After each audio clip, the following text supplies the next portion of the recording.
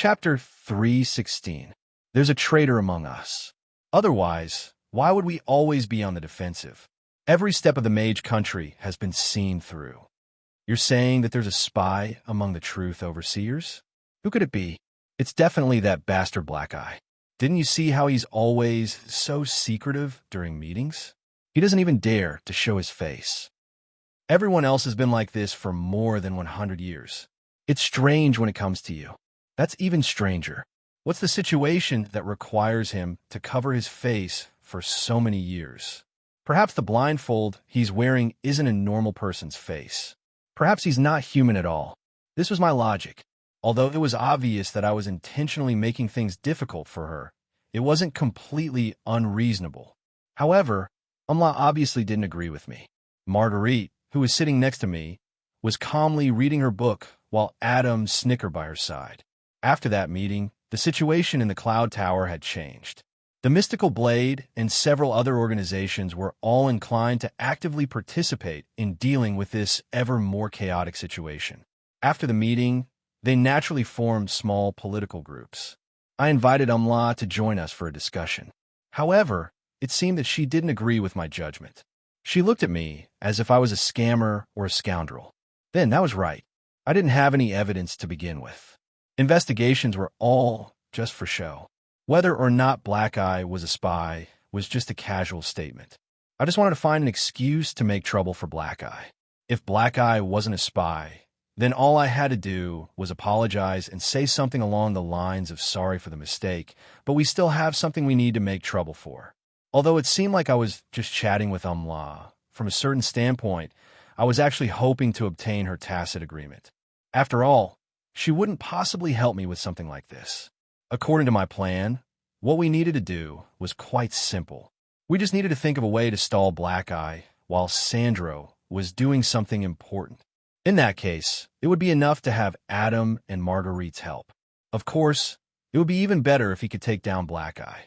However, putting aside the fact that it would be too difficult, killing a permanent member of the Truth Symposium right after joining this place would not be a good thing. Outsiders who were too aggressive would easily raise the vigilance of others, and if they were not careful, they would become public enemies. The specific implementation plan was even more straightforward. First, they would block Black Eye, then accuse him of being a spy while attacking him in public, provoking him and delaying him for as long as possible. What if he really was a spy? I'm just saying, how could that be possible? It's not like I'm some kind of efficacious charlatan who can randomly point out that someone I don't like is a spy. How did you know I'm from the Tark Republic? Roland's sudden attack was effective. The magic acid that he had prepared beforehand not only melted away Black Eye's magical defenses, but it also melted away Black Eye's hood. All that was left beneath the hood was a familiar skull. There was no need for words to describe the soul fire flickering within. This was a top-level Lich. As for me, I had just retracted my index finger and was trying my best to maintain a calm expression. My earlier, "there's only one truth. You're a spy," was so cool that even Black Eye believed that I had caught hold of his weakness, which caused me to instantly turn against him. How did you all know I was a spy? I shouldn't have any flaws at all. My fake identity is perfect. I even simulated my daily food intake and physical needs. You can't laugh. You definitely can't laugh. I did my best to pretend to be serious, but my goal was to suppress my laughter. Otherwise, everyone would know that I had accidentally stumbled upon a spy. The old Lich had an expression of disbelief and astonishment. He still didn't know what had exposed his true identity. Behind him was Adam, who was so astonished that he even dropped his sword. This bastard knew from the very start that I was making things up, and he was also here to be my hired thug. You have the right to remain silent. If you refuse, everything you say can be used as evidence against you. All right then, since my luck was quite good, let's continue playing. Since the detective had finished his lines, it was time for the police to take action. However, judging from the storm of negative energy behind Black Eye, it was obvious that he wasn't in the mood to slowly play with me. In that case, let's directly enter the trial. Law incantation. Silence. All sound in the area was instantly silenced. For a mage of Black Eye's level, this never-before-seen spell would only last for an instant, even if it was effective. However, that would be more than enough for us. This abnormal silence caused Black Eye to pause for a moment. This was an excellent opportunity to fight. How could the experienced Adam possibly miss out on such a good opportunity? After switching to the lightning element, Black Eye's overall power level decreased. However, his speed actually increased by several times over. When a semi-god warrior managed to get close to a Lich with the support of a saint and a saint teacher, as well as a professional troublemaker like me, it was obvious what the result would be. Several dozen seconds later, Black Eye's bones were all shattered. Black Eye collapsed far faster than anyone expected. The death penalty, the death penalty. The truth symposium that had just ended was urgently convened again. While the furious archmages were angrily denouncing this shameless traitor, I was also delighted to learn that Sandro's plan to rebel against Black Eye had successfully succeeded despite the fact that Sandro's traitor had been absent. Second senior brother had successfully become the acting leader of the Sword of Order, becoming the leader of the Sword of Order. A fake. Yep, a fake. However, no ordinary fake. Although Black Eye was an academic mage, he was still a true myth-ranked mage. Rather than saying that Black Eye wasn't Black Eye, it would be more accurate to say that there was no such person. The interrogation soon came to a conclusion.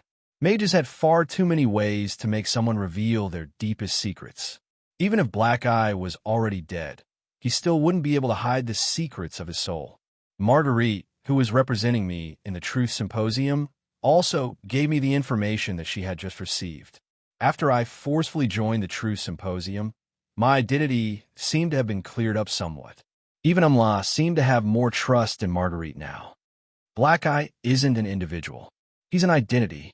He's an identity that the undead from the Tark Republic used to move about in this country. There are many amazing undead among them. Naturally, they have enough theses and research results to make Black Eye more and more famous. The Black Eye that we captured is nothing more than a substitute. A myth-ranked Lich as a substitute? How extravagant. Wait a moment. The only possibility that Black Eye can have such a powerful existence as a subordinate is an even higher level undead. That's the only possibility. Yep, that's the only possibility. That current Black Eye is someone you know. Also, only an undead emperor would be able to make such a vicious individual obediently serve as a substitute. So, does that mean that Black Eye has spent a considerable amount of time here? Perhaps the teacher Black Eye that we met back in the day is actually Aso himself. A main member of the Truth Symposium, the leader of the Sword of Order, the strongest mage organization in the Cloud Tower, is actually our enemy? That means that all of our previous plans were under Black Eye's nose. This is a direct slap in the face to the mages who pride themselves on their intelligence. You really should have gone to the Truth Symposium. When news of this spread, the archmages were furious. Teacher Umla even joked that even an undead emperor from the mortal plane is voluntarily learning from us and even participating in our Truth Symposium. Perhaps it's our honor to have worked together with us for so long. As she said this, Marguerite seemed to recall how furious the mages had been at the time, causing her to chuckle to herself. She's quite right, isn't she? One of the former undead emperors? How does it feel to meet your senior? Perhaps he studied in the True Symposium just like you did. I only nodded in agreement with Marguerite's words. This wasn't difficult to understand. Why couldn't undead sneak into the True Symposium to study? From a different standpoint, if I was still an undead who could choose where to hide, as long as I didn't have to worry about exposing my identity, hiding in a mage country would obviously be the best environment for me. Not only would I be able to do my own research in peace, I would also be able to communicate with other mages and even obtain some information on my enemy. Is there any other new information? It's so rare to catch such a high-level tongue. Right? The Truth Symposium wanted me to convey their thanks to you. As expected of that Roland. He was actually able to find such a well-hidden mole. Did you really come to such a conclusion based on the information you obtained? Was it information related to Aso's inheritance? Do you really think that Aso would do something so foolish? In that case, I'll just say that you guessed it. Marguerite nodded with certainty when she heard this. She then casually tossed me an old and tattered notebook with some records written in the undead language. I casually flipped to the last few pages and understood why the Truth Symposium was so displeased. They actually believed that I had discovered this information through investigation rather than by chance. I've already sent the information to His Majesty Aso.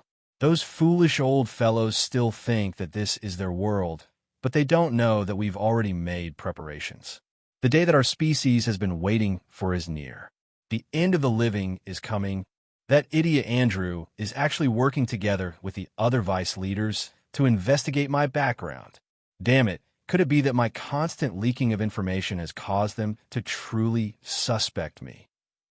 Today I saw that man, Yonya, as expected of a former undead emperor, as expected of the powerful individual who defeated undead Emperor Aso. We only glanced at each other, but Yonya's eyes were filled with hostility and wariness. Did he already discover something? The Shadow Guards brought me some information. Andrew and that Roland guy are secretly meeting. It would seem that it's not far before I'm exposed. I need to hurry and send out this new information. All right then, from a certain standpoint, Yonya deserved his misfortune. He actually had such a thing on him.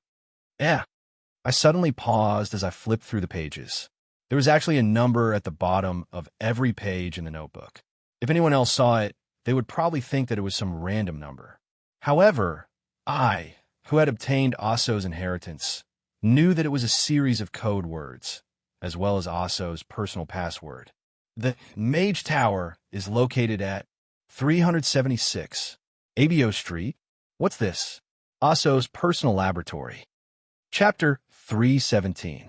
There were many different types of mage towers. There were fortress towers that were specially prepared for battle. These towers had simple facilities and were usually shared. There were also research towers that were used by mages to live in. These towers were a mage's personal property and would often contain their entire life savings. But no matter what type of mage tower it was, they were all incredibly dangerous areas. Having one's own mage tower would be equivalent to having one's own world. Not only would one's combat strength greatly increase, all sorts of research would become much easier with the support of dimensional barriers, energy pools, and other expensive equipment. For ordinary mages, having their own mage tower could be considered a lifelong dream. But since it was a dream, most people would never be able to achieve it. The reason?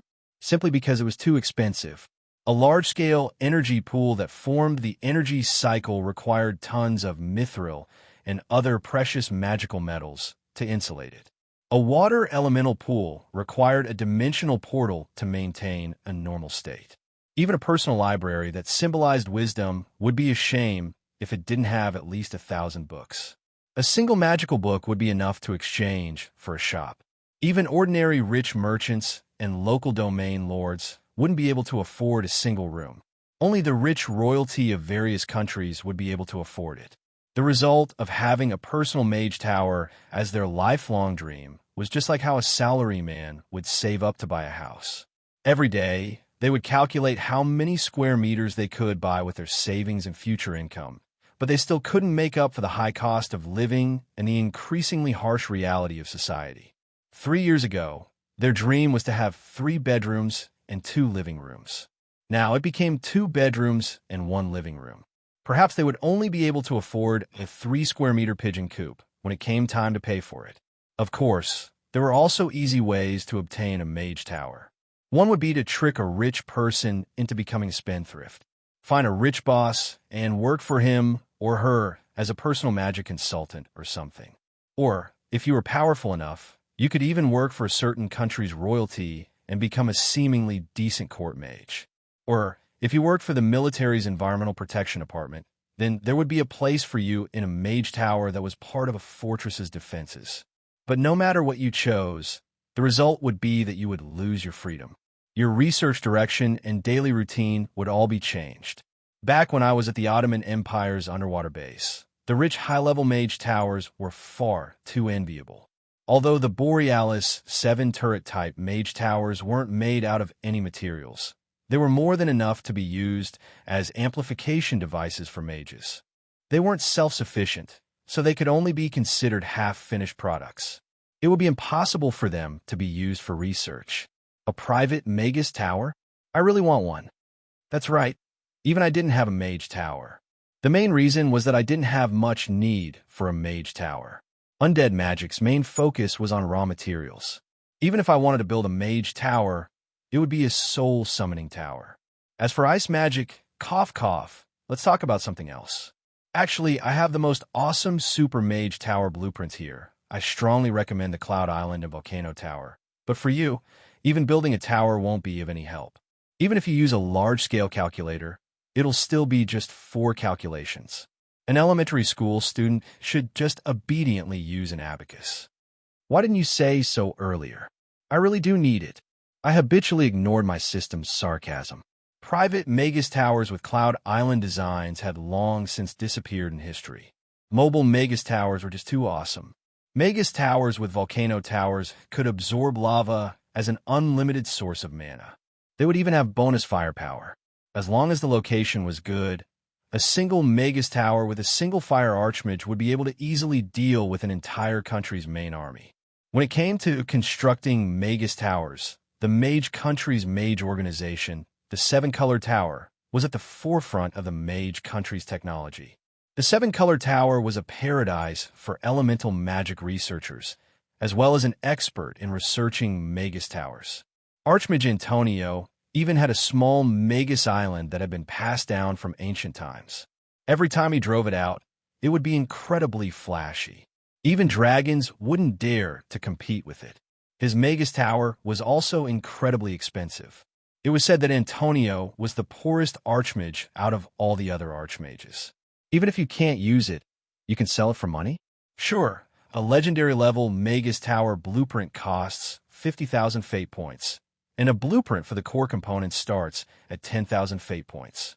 Antonio's Magus tower blueprint? Semi-God Magus tower, starting at 500,000 fate points. However, I feel that even if you buy it, you won't be able to sell it. After all, the raw material for it is a miniature fire cycle semi-material island. That's far too difficult to obtain. I didn't feel embarrassed in the slightest that my scheme had been exposed. Instead, I directly asked her to show me the exchange list. Magus Tower-related technologies were either some archmage's personal treasures or magical secrets that had been lost to history. How could I possibly miss out on such an excellent opportunity? A mobile research residence with such flashy food, clothing, housing, and transportation was every single shut-in mage's ultimate dream. Why do you have such a function? Aren't the items you can exchange for ridiculously expensive luxury goods, or those scammers that specialize in scamming people? New technologies of the same generation can always be exchanged for. Large amounts of research results will have less of an effect on the karma system. With the new technologies of the next generation, the old technologies of the previous generation will naturally have less of an effect, which will lower the price. 10 years ago, these technologies would have cost at least 3 million fate points. Now, you can even afford to exchange for these technologies. So you understand. This time, my system wasn't intentionally scamming me. You understand? I really did understand now. So, since the system's list could be exchanged for this technology, it could only mean that a certain place had already used these technologies on a large scale. Was it a certain human country or a visitor from another plane? No, this technology had existed in the past, and it was a local product. Only a super-rich species with a long history would be able to use such ancient technologies to create mage towers on a large scale. Are the elves the most likely? Their recent movements have indeed been quite strange. No, there are also those ancient artifacts that escaped from the garbage heaps of history. Perhaps they brought with them past technological achievements. Anything is possible. But right now, the most important thing was to quickly browse through my system's exchange list and find what I wanted. If the price was suitable, I also wanted to build my own personal mage tower. This one, and this one, 120,000 fate points. Thank you. Are you kidding me? These are all common components of a mage tower. I'm only using them to research the technology. I haven't decided on the type of mage tower I want yet, nor have I bought any blueprints for the main structures. Why would they be so expensive? So you're not buying them? I'm buying them. How could I possibly miss out on such an excellent opportunity? I grit my teeth and swiped on my system interface, emptying my wallet. I then didn't dare to look at any of the more attractive programs. You're not going to continue looking?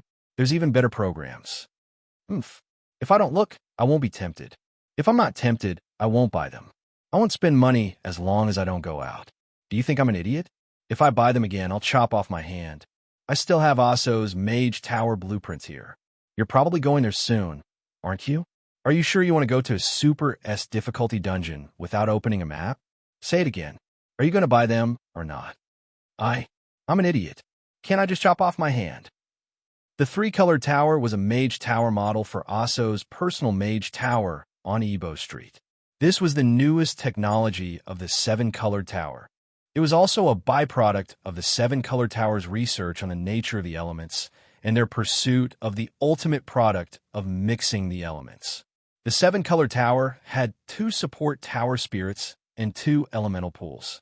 When an archmage provided sufficient support and control, it would be the equivalent of having 3 levels of mages simultaneously casting spells. Not only that, they wouldn't even be of the same element. Not only that, their mana came from the same source, and their mana wavelengths were similar. It was also possible to stack their mana on top of each other to cast powerful attack spells of multiple elements. The seven-color tower only existed in Legends. It was capable of stacking 4 different elemental spells, 1 Order Divine Art, and 1 Chaos Divine Art. This was one of the ultimate goals of the Mage organization, the seven-colored tower. However, I knew that even as this world approached its end, the seven-colored tower had only managed to create a 4-colored tower. They hadn't even managed to fuse all the elemental spells together, not to mention the much more difficult Order and Chaos Divine Arts. The 3-colored tower was a classic battle-type mage tower. Its attack range was at least 10 or so street blocks around it. For a certain someone to build such a mage tower right in the heart of the Cloud Tower city, it was rather frightening if one thought about the reason and goal.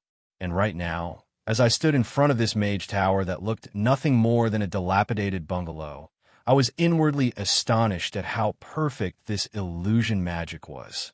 There were so many people walking to and fro on the street, but none of them stopped for even a second. Even their gazes were automatically averted. YXH, THF, LKK. I tested it with a few rune passwords that Asso often used. After a flash, the illusion disappeared, and a tall black mage tower appeared in front of us. The large door, which had gargoyle carvings on it, suddenly opened up, revealing a pitch-black interior that seemed like a black hole that devoured all life. Everyone on the street then ran away in fright. The uncle who owned a bakery next door looked at the new building that suddenly reached the clouds next to his bakery and directly dropped his freshly baked bread onto the ground. This feels like a death trap. From a certain standpoint, everyone's instincts were absolutely correct. Even I could sense that if I entered the tower just like that, I definitely wouldn't be able to come out. As a shut-in archmage, all of their food, shelter, and transportation were located in the Mage Tower. This meant that all of their research and collection items were stored within the Mage Tower. Even for a mage who was about to die, there were basically no good people like, I have so many treasures that I haven't used up yet. It would be such a pity for me to die. I want to give back to society. Most mages were selfish. They had the mentality of, I won't give them to you even if I don't need to keep them for storage, or I'll take my treasures and collection with me, even if I go to hell. They would definitely use the highest level of skill to create their own defensive spell formations and various traps. Most traps would automatically activate even after the mage died and wasn't at home.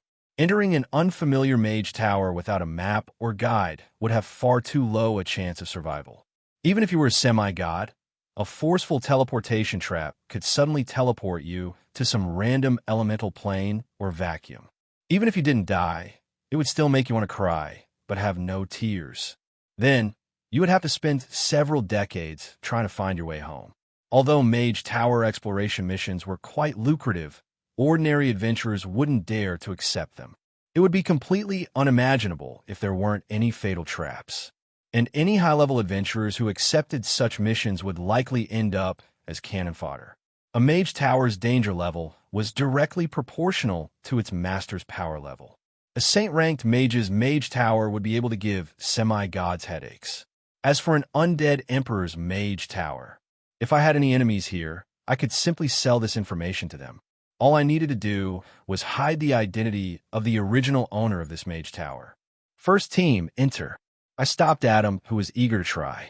I then had a group of summoned elemental creatures enter the mage tower, and then there was no then.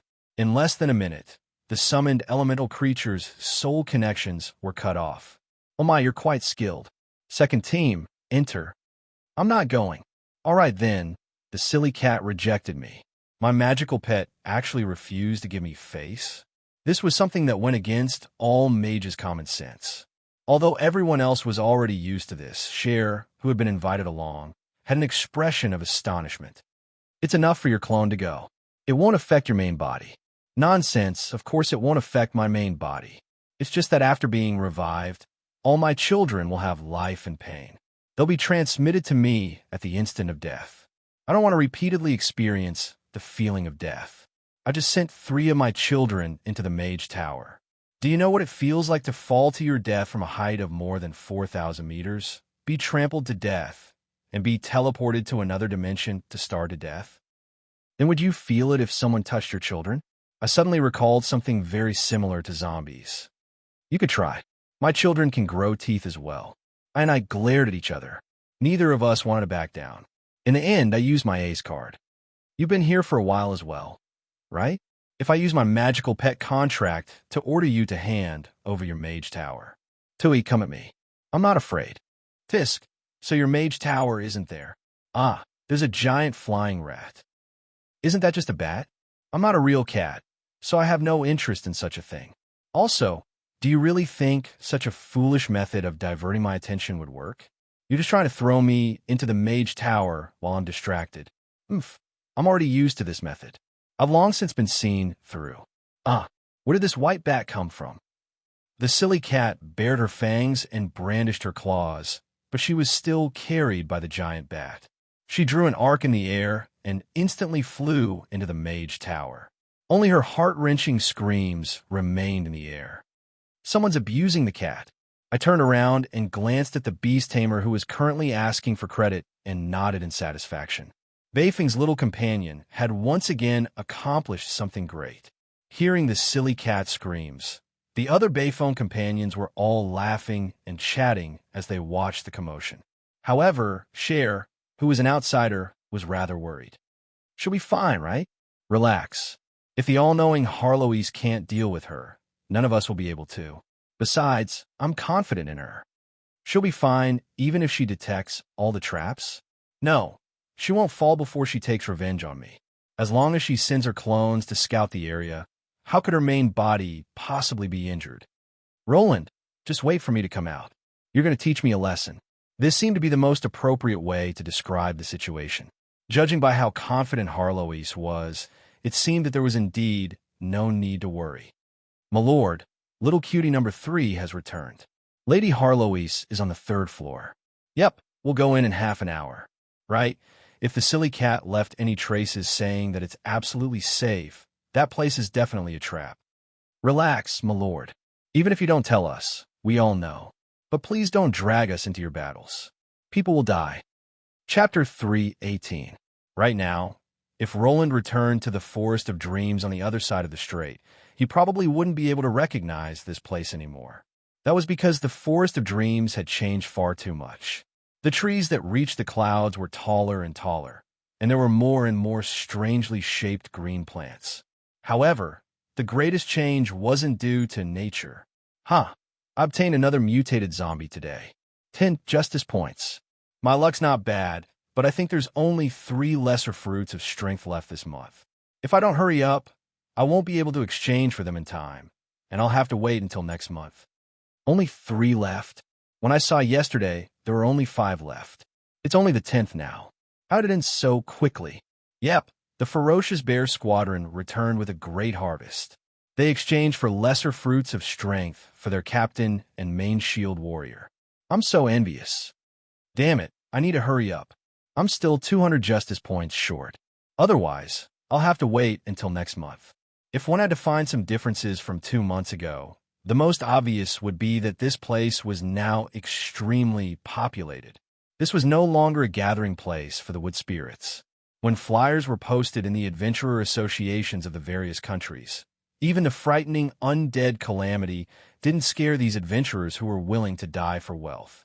The temporary houses were already filled with people, and tents had been set up in the forest. Every day, hundreds or even thousands of people would enter this forest by sea. Seeing how popular it was, some adventurers who had come earlier even set up taverns and inns with the help of the local residents and started doing business.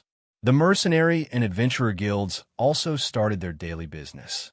The blacksmith shop and the alchemy laboratory had also been completed and were about to be put to use.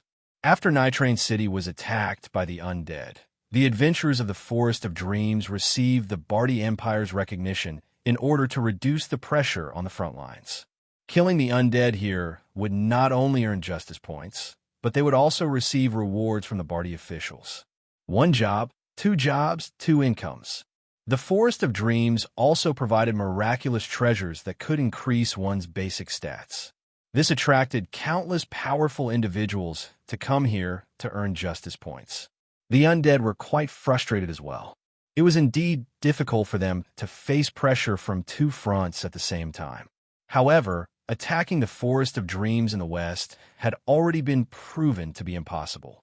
So, they could only choose to strengthen their attack on Nitrain City, which was protected by the Dragon Knight. Nitrain City was the main battlefield, after all. The moment that the battle finally erupted, the Bardi citizens, who had long since been prepared for this, began their internal cleansing. The undead in the capital city were directly wiped out. Both sides had completely shed all pretense of cordiality. Asso's absence caused the Tark Republic to lose contact with and control over the higher-ups of the Bardi Empire. In the end, the Tark Republic could only fight head-on. The regular army of the Undead Army, which had been in existence for tens of thousands of years, wasn't something that the contract heroes could deal with. The contract heroes who barely managed to probe the Undead Army had to drag their wounded and corpses back with them. However, the scattered undead recruits who had just finished their teleportation were the targets for the adventurers to test the waters against. The warriors who had formed large groups, or even armies, could also try to eat up a small number of undead. These hunters, who went berserk for the sake of spoils, did indeed create a lot of trouble for the undead. Not only did they draw away a lot of the undead's forces, but they also greatly reduced the pressure on the front lines of Nitrain City. Many undead also benefited greatly from this. Of course, not everyone was the lucky one. What happened to them? They're so pitiful, don't talk about it here. The Eyes of Justice adventurer team just ran into a skeleton general riding a bone dragon yesterday. Only 2 of them managed to escape. That's their leader, the Gold Holy Knight Ostia. Right? How pitiful. On a temporary stall, a young human warrior who had lost an arm was hugging a blonde female's head and sobbing. Behind him was a female wercat thief who had lost her right eye and right leg. She was tied to the back of her only companion. Her only remaining eye was numb and numb. It was obvious that she had lost all will to fight. Her face, which was slightly better, even seemed to have lost the will to live. Blood was still dripping from their wounds, which were bandaged with white cloth. The path they took back to Nitrain City was covered in blood. The Eyes of Justice is finished. The famous leader of the Holy Knight, Ostia, had died in battle. Not even the corpses of the main members had returned. The legendary mercenary group of White Catalan had come to an end today. The remaining 2 rookies were completely unable to carry this heavy battle flag. Not to mention, they were so heavily injured that they couldn't continue in this line of work anymore. However, the young warrior Carter didn't think so. He seemed to have cried enough. He wiped away his tears, bit on a bandage, and bandaged his left arm. His eyes, which were still red and swollen, were like raging flames. His eyes contained both the determination for revenge and the heavy responsibility. He handed his leader's severed head to his companion and walked towards the hall where the mission issuer was. He seemed to be intending to report his mission, but someone stopped him. With your injuries, you probably won't be able to go on any more missions. Waiting to starve to death isn't a solution. Why don't you just join us? Some mercenary groups were recruiting people at this time. It seemed as if they were sending charcoal in a snowstorm. However, in the eyes of those who understood the situation, it wasn't because they cherished talent. Instead, it was because they had ill intentions. Are those fellows planning on taking this opportunity to swallow up the eyes of Justice Mercenary Group? Profiting from the dead? How disgusting. Even if the mercenary group was almost completely annihilated, it didn't mean that this mercenary group didn't have any wealth left. Its mercenary rank and reputation were its greatest wealth. Its glorious history and mission records were the hard criteria to gain the trust of its clients. Not to mention these non-material items, many mercenary groups would have a deposit with the guild for completing missions. They would also store some weapons, equipment, and items. These were all accumulated by a mercenary group over countless years. Don't be impulsive. That's the Ottoman Salic mercenary group. Or perhaps I should call it a bandit group. They don't have a good reputation. It seems that they want to throw away their past reputation and change their shell. The old mercenary stopped his companion, who was hoping to fight for justice. This was obviously against the rules of the mercenary group, and it was quite unkind. However, seeing that the other party had 40 to 50 strong and well-armed people, even if he was dissatisfied, he didn't dare to do anything. However, they didn't dare. There was someone who dared. In fact, this was her duty. Please step aside. Her icy, childish voice caused everyone to pause in surprise. Her bright red hair caused everyone to move to the sides, as if she was a hero from the legends who parted the seas. This seemingly weak and young wood spirit girl had killed a mercenary who had committed robbery and murder here 3 days ago. She had a calm expression as she sliced off the mercenary's flesh, asked him how he felt, collected his blood, and then watched him die. Her calm expression left a deep impression on everyone. Bloody Rose Samantha, the first leader of the Wood Spirits, had already left a deep enough impression on outsiders. At the very least, these visitors knew that this seemingly gentle species was definitely not to be trifled with. But right now, this Wood Spirit girl had a calm expression as she stood there. The Salic mercenary group members hurriedly moved aside. These past few days' encounters had made all the outsiders realize who the true boss of this forest was.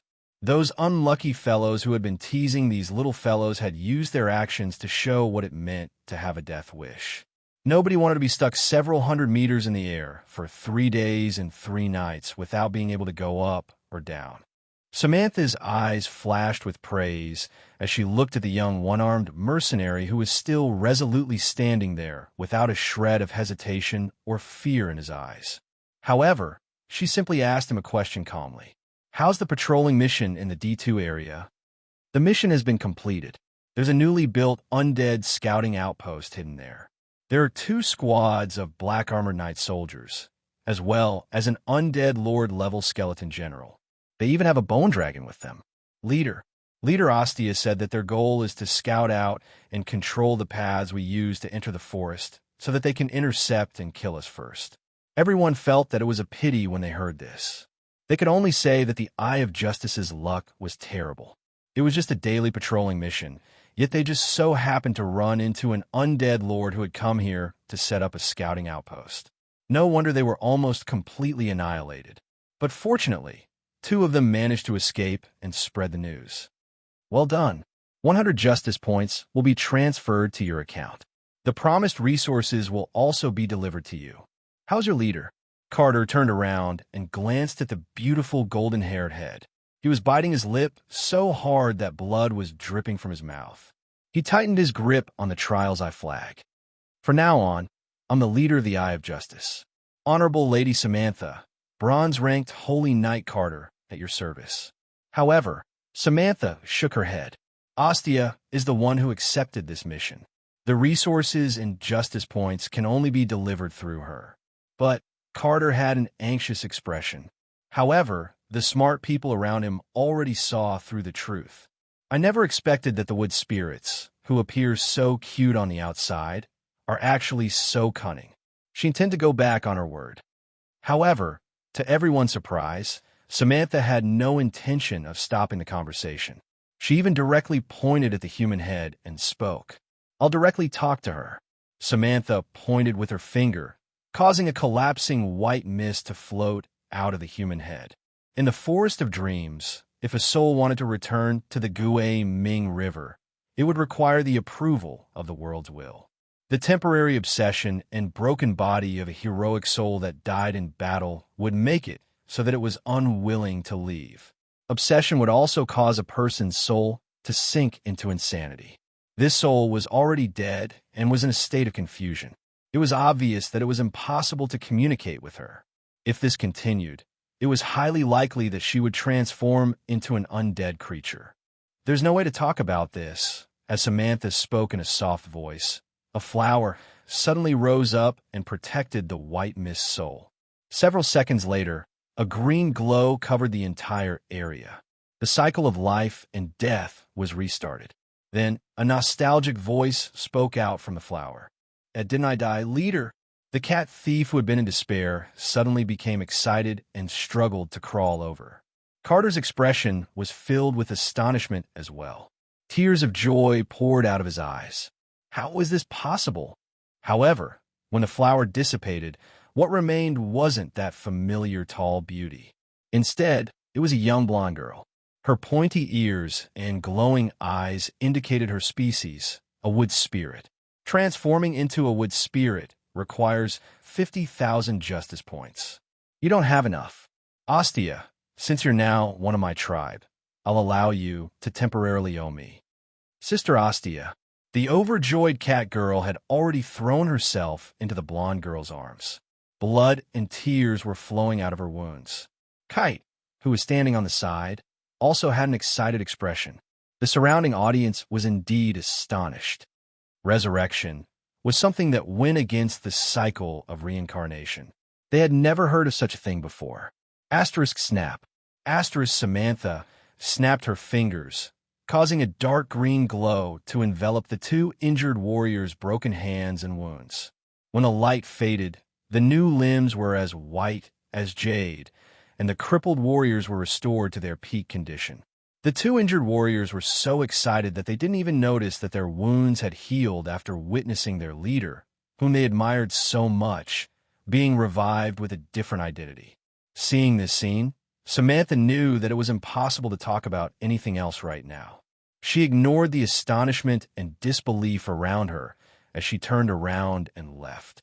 Soon, the options of using the power of the forest to heal the crippled and transform into a wood spirit's body appeared on the wood spirits exchange list. Healing the crippled only required a large amount of justice points, but the requirements were obviously too much. 50,000 justice points is one thing, but they're even asking for a female who hasn't done any evil deeds in the past. That's too much. What does that mean by being recognized by the wood spirits? That means that the wood spirits are the ones who have the final say. Look, there's even a small line of text below. If a male doesn't mind living a different lifestyle, it's possible. However, in order to prevent any moral confusion, there will be an additional magical rune on their face that indicates their previous gender. Even though the requirements were so harsh, many powerful individuals still went crazy over this. News that wood spirits had a silver bloodline had long since spread. Many powerful individuals who desired to climb to the peak were even willing to start all over again. There were also many powerful individuals who were nearing the end of their lifespans that wanted this opportunity.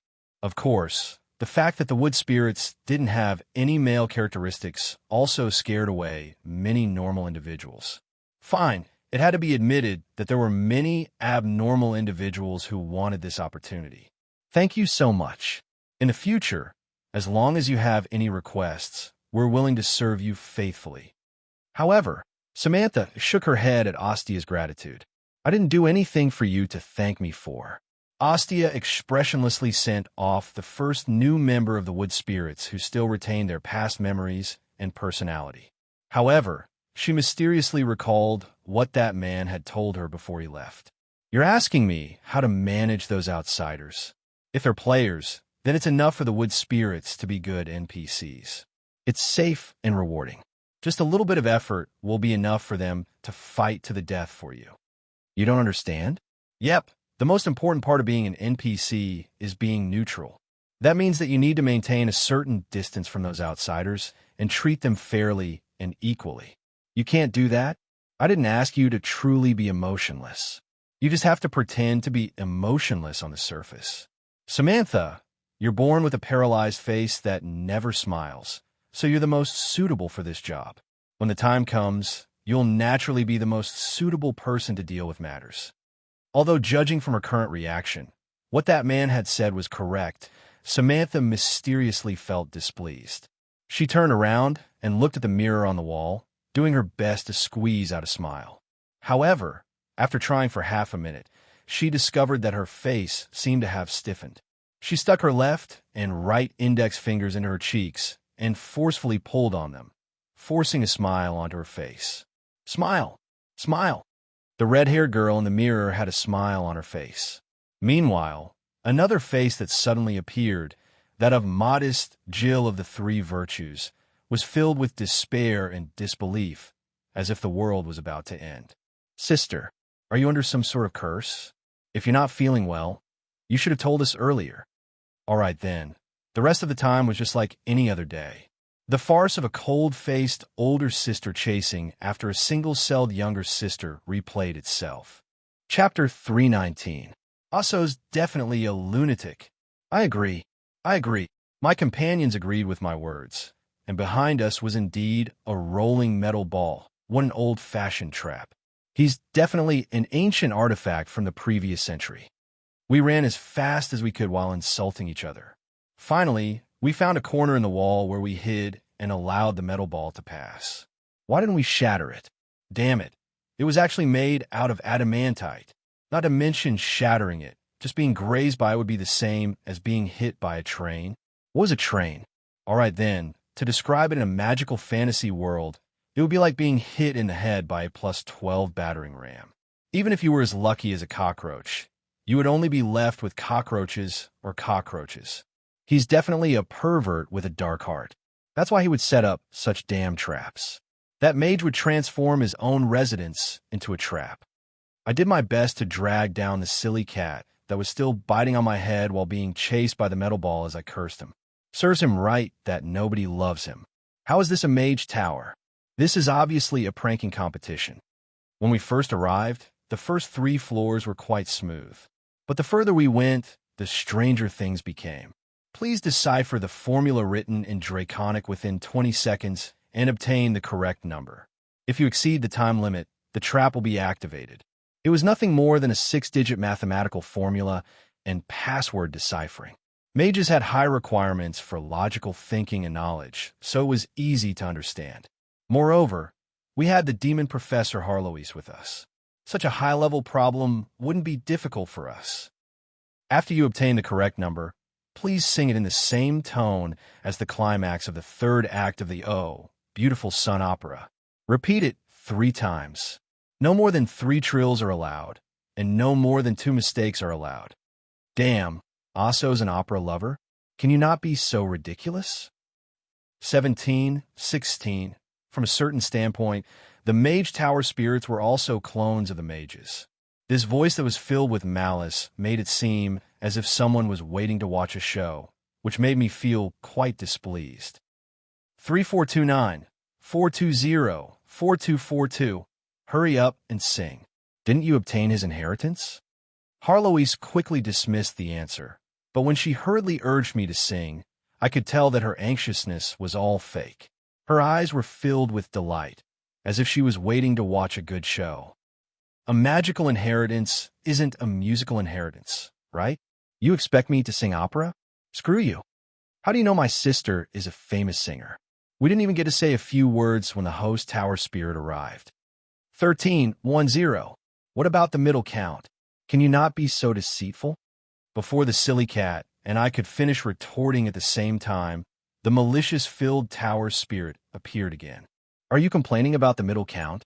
At present, the shortest successful time is 5 minutes and 30 seconds. Even if I give you 2 minutes, you won't be able to sing it. All right then, at the very least, the game's creator knew that this question would be far too difficult. Or perhaps I should say that he had no intention of answering it at all. Before we could even finish our idle chatter, the only thing that poured down upon us after the mechanism was activated was an unbearable icy water. But what came after that was even more frightening. A ballet for 2 people, and we have to jump on a bamboo pole? Does tying a cat to a boot count? 3 shameful past events that can make one cry out of sympathy? Not to mention 3, I can even find 30. What? You want me to perform it in a small theater? Dream on. Go ahead and activate the mechanism. A cross-dressing competition? Only men are allowed to participate? Don't even think about it. Come, what's the mechanism this time? A tongue twister mixed with multiple languages? Let me do it. No matter if it's the ancient elven language, dragon language, or dwarf language, I have no problem with it. What? A tongue twister mixed with 32 different dialects? Chui hua. Sir the pickled cabbage? F***. As we walked down this path without any sense of shame, we resolved ourselves to destroy this tower spirit no matter what. By the way, is it really that difficult to enter a mage tower in a normal situation? No. In a normal situation, it's either an invader's annihilation mode or a friend's visit mode. It's obvious that we've activated some strange mechanism. Everyone looked towards me as they seemed to recall the keyword that I had read out when we first entered. Oh, so that string of words is to activate the Mage Tower's inheritance test. Silly cat, don't bite me. All right then, my act of pretending didn't work. Everyone looked at me with an expression that said, it's all your fault. The silly cat was becoming more and more skilled at biting me. Well, this is a rare opportunity. Since there's a password, it would be great if we could obtain the complete tower. At first, I thought that would only be a test on magic knowledge and techniques, or at most a test on one's personality. Since we had Harlois and I on our side, there shouldn't be much difficulty. However, nobody expected that the test would be so difficult. Since there was a possibility that we could obtain this tower, I didn't want to use the method of destroying everything in the tower, so I could only slowly play along. It's probably a test of adaptability, but since it's a successor test, it shouldn't be something so annoying. After the test of intelligence, there should be a test of strength. Before I even finished speaking, the door to the room in front of me opened up. 2 3-meter-tall metal golems appeared, buzzing and vibrating. Behind them, the fire elemental pool was also activated, and numerous fire elemental creatures walked out. Judging from my companion's passionate expressions, fine then, I decided to shut up. In order to test your concentration, please sing my son as you fight. Otherwise, you'll be infinitely spawning fire elemental creatures. Are you done yet? I'm definitely going to tear you apart. Threatening the examiners and increasing the difficulty of the test. Also, I have a name. My previous master gave me the name Meteor. Judging from the 2 other doors that suddenly opened up and the fire elemental creatures behind them, it seemed that this Mage Tower Spirit Meteor wasn't satisfied with our answers. Mage Tower spirits were the result of mages' research on artificial souls. They were typically the mages' most trusted creatures in their own mage towers. They would act as caretakers, research assistants, and even support souls for casting large-scale magic spells. Some mages would even raise their mage tower spirits as their own children or disciples. The quality of a mage tower spirit would directly affect the mage tower's effectiveness. Judging from my past experience, the great majority of mage tower spirits were just like mechanical answering machines. They would only know a single command and a single action. The higher level a mage tower spirit was, the more human-like it would be. And if a mage tower spirit had its own will and personality, then it would definitely be a top-level mage tower spirit. This mage tower spirit, named Meteor, was obviously an extremely top-level mage tower spirit. It seemed that it had a rather lively personality. Fine, I should say that it was full of mischief. It actually started cheering us on as it watched us fight. You must reset it. Suddenly, I seemed to understand why it was becoming more and more difficult for us to advance. Since it was a top-level mage tower spirit with its own will and personality, if we kept cursing its biological father as we advanced, it would naturally want to kill us. It would seem that I've accidentally caused trouble again. I took a deep breath and casually pulled the silly cat off my head. I shook my right hand, and a pitch-black magic sword appeared in my right hand. For the Lich King, I casually shouted the most appropriate battle cry. The pitch-black magic sword gave off a dim shadow, and the sword's blade seemed as transparent as thin ice. This magic sword had already been activated. Countless shadows appeared on the ground, transforming the entire room into a ghostly realm. Countless shadows took form on the walls, and even elemental creatures that didn't fear instinctively retreated. This wasn't any magic at all. It was merely the sound of a magic sword being unsheathed. This was the power of a top-level weapon. But why did this scene make me feel like I was the antagonist? Damn it. Harloise, you leveled up again? Could it be that you changed your job class to Frostmourne? What's Frostmourne? Isn't my alias Ice Calamity? Did you find another sore behind my back? The greatest tragedy in life was that no one would understand one's complaints. Not only that, Harloise sounded just like a heartbroken wife who discovered that her husband was having an affair after hearing her husband divulge his lover's name in his sleep. Just what was the meaning of Harloise's tone and words?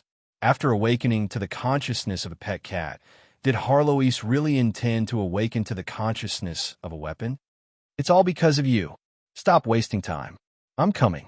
If elemental creatures still had the ability to judge their opponent's strength, then these two gigantic metal magic statues would be pure killing machines. Their intelligence wasn't high, and they only had one command and one action. However, this represented their unstoppable will to fight until they were completely reduced to spare parts. Asterisk clang. Asterisk my magic sword viciously clashed with my iron fists. However, my expectation of being able to slice through metal like it was mud didn't happen. On the contrary, a tremendous force directly sent me flying, and a powerful rebound spread from my right hand to my entire body. I hurriedly took 2 steps back and stomped on the ground to barely stabilize myself. I almost ended up rolling on the ground like a gourd or a rookie's signature sword. How is this possible? My current strength isn't any weaker than a dragon's. Look at that arm. You're so damn rich. Beneath the surface of my magic sword was a dark gold color, unique to adamantine. This was actually an unprecedented metal magic statue.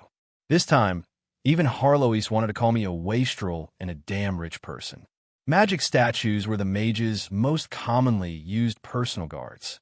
It wasn't difficult to create low-level magic statues. All one had to do was assemble some spare parts into a body and then use magical power to activate it so that the low-level artificial soul within it could move. However, whether or not a magic statue would be difficult to deal with would depend on the materials of its spare parts. Flesh and blood magic statues were notoriously weak. However, the materials used to create them were easy to obtain, and they were one of the favorites of undead mages. They would be able to create a pile of flesh and blood magic statues. If they were weak individually, they could make up for it with numbers. If they wanted quality, they could even consider combining flesh and blood magic statues together to create a gigantic magic statue. Stone magic statues were slightly stronger, but clay magic statues had the advantage of not being afraid of physical damage. Sand magic statues were also the natural enemies of physical attack job classes like warriors. Stone magic statues and flesh and blood magic statues were cannon fodder that could be easily mass-produced. Metal magic statues were the main warriors. Since magic statues had bodies that could be activated, that was to say, the materials used were their flesh and blood. If the flesh and blood were strong and dense, then the magic statues would naturally have powerful bodies. Iron magic statues were the perfect warriors that were incredibly difficult to deal with. They had tremendous strength, quick reflexes, iron bones, and were immune to mind magic. Mages would often add some small tricks to their magic statues, such as lightning, fireballs, hidden weapons, oil sprays, poisonous mist, and so on. Even without those fatal traps, the bodies of metal magic statues would become even stronger and their power level would increase exponentially. Of course, the cost of creating metal magic statues would increase as well.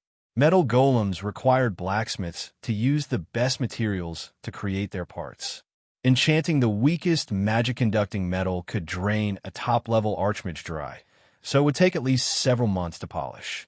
An ordinary metal golem would cost more than 10,000 gold coins, and high-level golems were not for sale. It was said that back in the immemorial Elven Empire, the Gold Elf royalty used to have mithril magic statues as their guards. Mithril magic statues were existences that were basically immune to magic. They were the natural enemies of mages, and they were also viewed as the symbol of rich people. But right now, the one before us was even more ridiculous. Even the Gold Elf princess wanted to call it rich people. Damn, adamantite. That's an adamantite magic statue. He's really rich. Coating a weapon with adamantite would increase the price of that weapon by more than 100 times. But at the same time, its weight would increase by at least 3 times. Adamantite didn't have any special properties other than its hardness. Of course, in the eyes of most people, this adamantite's hardness was already at the level of being indestructible. Adamantite was incredibly expensive, so expensive that it was worth at least 100 times its weight in gold. When I thought about how the 2 magic statues before me were actually made out of adamantite, I couldn't help but sigh at the fact that the building's quality wasn't bad at all. I couldn't help but curse in my heart. Tui, how rich! If I sold these 2 magic statues, I'd be able to build an entire mage tower. But while I could sigh, the emotionless magic statues wouldn't stop. The higher the quality of the magic statue, the stronger it would be. This 3-meter-tall adamantite magic statue could only be considered a small one in the magic statue family, but its brute strength was capable of sending a dragon flying. Its small size also gave it high agility and speed. The magic runes on its feet even gave it the ability to increase its speed twice. Although its outer appearance was pitch black and inconspicuous, it was definitely the deadliest weapon of all. Avatar 1 and Avatar 2 were the previous Tower Master's proudest creations. If you don't defeat them, don't even think about obtaining our recognition. The Mage Tower Spirit Meteor would take advantage of this opportunity to strike me while I was down. But I was indeed in a bad situation as I was surrounded on both sides by these 2 magic statues. I once again regretted destroying my tower, or at least my future tower, because I was worried about the Brat Atom. I didn't invite the gold metal meat shield to help me. Asterisk clang, clang, clang. Asterisk 4 arms, for legs, and iron fists rained down upon me like a storm. I was beaten so badly that I could only crouch on the ground and defend. Large cracks had already appeared on the Ice Calamity magic sword that Harloise had transformed into, and the recoil from the sword's attacks caused my feet to sink into the ground. The magic statue's attacks were just that simple and violent. They were purely based on strength and speed. Their punches and kicks were like children fighting, lacking any beauty. However, the adamantite magic statue's punches and kicks made me feel like the entire world was shaking. I'm about to shatter. Use the Ice Calamity. The hibernation chill is taking too long to take effect. Indeed, it didn't matter if the enemy had high physical resistance or magic resistance. As long as they were a product of this world, they would be able to enter a state of absolute zero and be eternally frozen. No, don't worry about keeping it a secret at a time like this. We need to use our trump cards when they're needed. Absolutely not. Why? If I'm frozen by the hibernation chill, I won't be able to unfreeze them.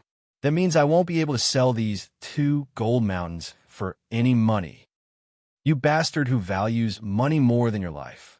If you want to die, go ahead. Don't drag me down with you. Chapter 320. Roland Mist. Strength 32, plus 10. Agility 22, Constitution 22, Intelligence 30, Will 21, Char 19. Talent abilities. War Angel Form, Sinful Demon Form, Sword of Order, Titan Body, Shadow Feet. Divine Child, Barrier of Chaos. Basic Job Class. level 60 Order Knight / level 60 Chaos Witch King / level 10, 4 Elemental Swordcasters. Advanced Job Class, level 4 Lord of Winter, self-created. System Evaluation, an excellent meat shield capable of directly facing off against an immemorial dragon. A gold-ranked novice who can rival legend-ranked warriors. If you really want to find a dragon of time to prove me wrong, that's fine too. System Notification, congratulations, you have succeeded. The two before you are even more ferocious at melee combat than an immemorial dragon. But aren't you forgetting something? You're a mage. Compared to my time in the Northlands, my system interface hadn't changed much. My stats were still extremely average. The only difference was that I had taken a small step forward in my advanced job class. Aso's gift not only gave me a large amount of magical knowledge, but also gave me the buff of +1 in willpower and +1 in intelligence. Willpower didn't really matter anymore. After all, that was only important to Aso. I didn't need a higher willpower to strengthen my defense against mental magic. Intelligence was a mage's main stat, and it was also related to the accuracy and precision of magical research. This buff of +1 in intelligence allowed me to break through the threshold of 30 points in intelligence. This was a huge gain. This was also the first stat that I had ever reached level 30. However, perhaps there were still some conditions that I hadn't fulfilled yet, so the talent ability to break through in intelligence hadn't been bestowed upon me. Although I really wanted to complain, when I thought about how Harlow's frighteningly high 40 points in intelligence didn't awaken any powerful abilities, I felt that my 30 points in intelligence didn't have any qualitative changes, so I felt that it was quite fair. Harlow's was burdened by me, her magical pet's master. However, I couldn't explain myself. I knew what the reason was. I was a sly person who would run away from battles whenever I had the chance. I would do my best to avoid battles that were too difficult, dangerous, or meaningless. But sometimes it was better to be a bit foolish. The protagonists of hot-blooded legends were usually hot-blooded idiots.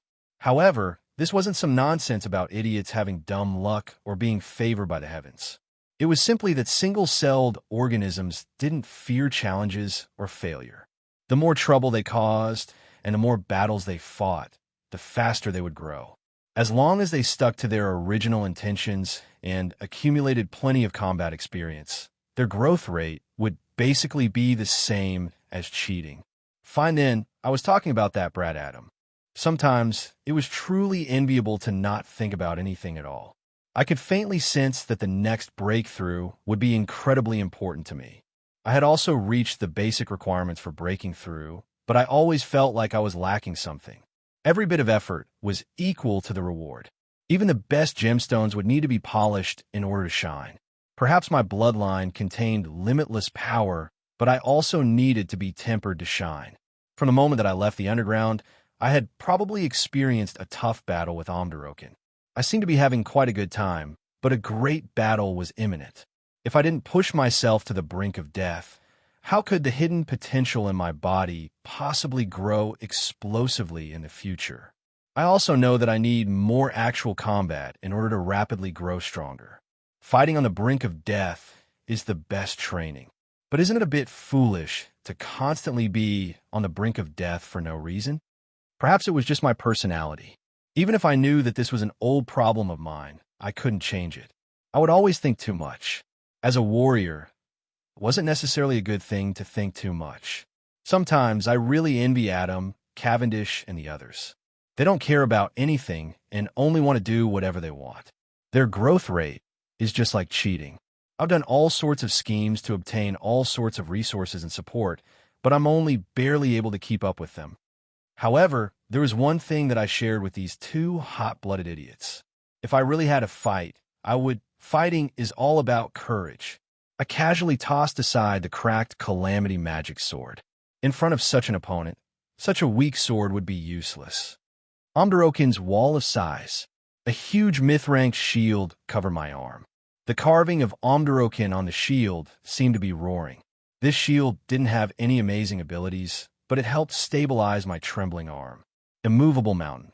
The wielder's stamina is increased by 2. If the wielder also wears the semi-god equipment Earth Roar bracers, as long as the wielder stands on the ground, the wielder will be able to transfer some of the damage to the ground and will never be knocked down. This seemed like a good ability, but it was actually just an ability to take hits. It didn't have the physical damage reduction that top-level defensive equipment should have. It would hurt as much as it hurt, and if a vital part of my body was hit, I would still die. This was doubtlessly a very useless ability. Even if I could use the set stats, I would still need the semi-god equipment Earth Roar bracers as a supplement. I couldn't even leave the ground, which was quite troublesome. But right now, this was the most suitable ability for me. Come, let's see who falls first.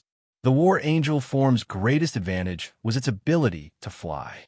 In order to use the special abilities of these two pieces of equipment, I could only keep my feet on the ground.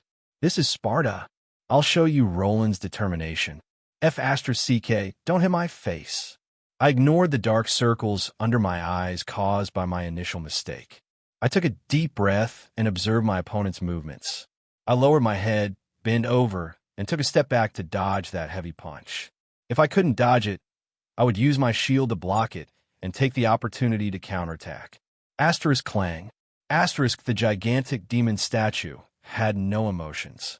It didn't hesitate, and it didn't waver. Every attack was as powerful as a mountain, and every attack was as accurate as a needle. Even if blood and flesh flew everywhere, it still didn't have any mercy or killing intent. It simply attacked and defended at its own pace, as if it was a secret machine that was completing its own work.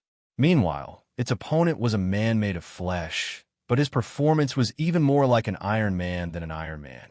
Did I break my arm? I put on a layer of ice to numb the pain and continued. My right eye felt like it was blind, and my left eye was gone as well, but I still had sharp spatial perception. Did my internal organs receive heavy damage from the powerful recoil? I was fine. I spat out some blood and continued. Faster, faster. This isn't difficult at all. It's just a simple mechanical movement. Think back to your past combat experience. How many opponents have you met who are more cunning and difficult to deal with? My eyes were already hazy, but the entire spatial layout appeared in my mind. The trajectory of that heavy punch was so obvious that I could sense it even if I closed my eyes. Faster, faster. The limits of my physical body and stamina.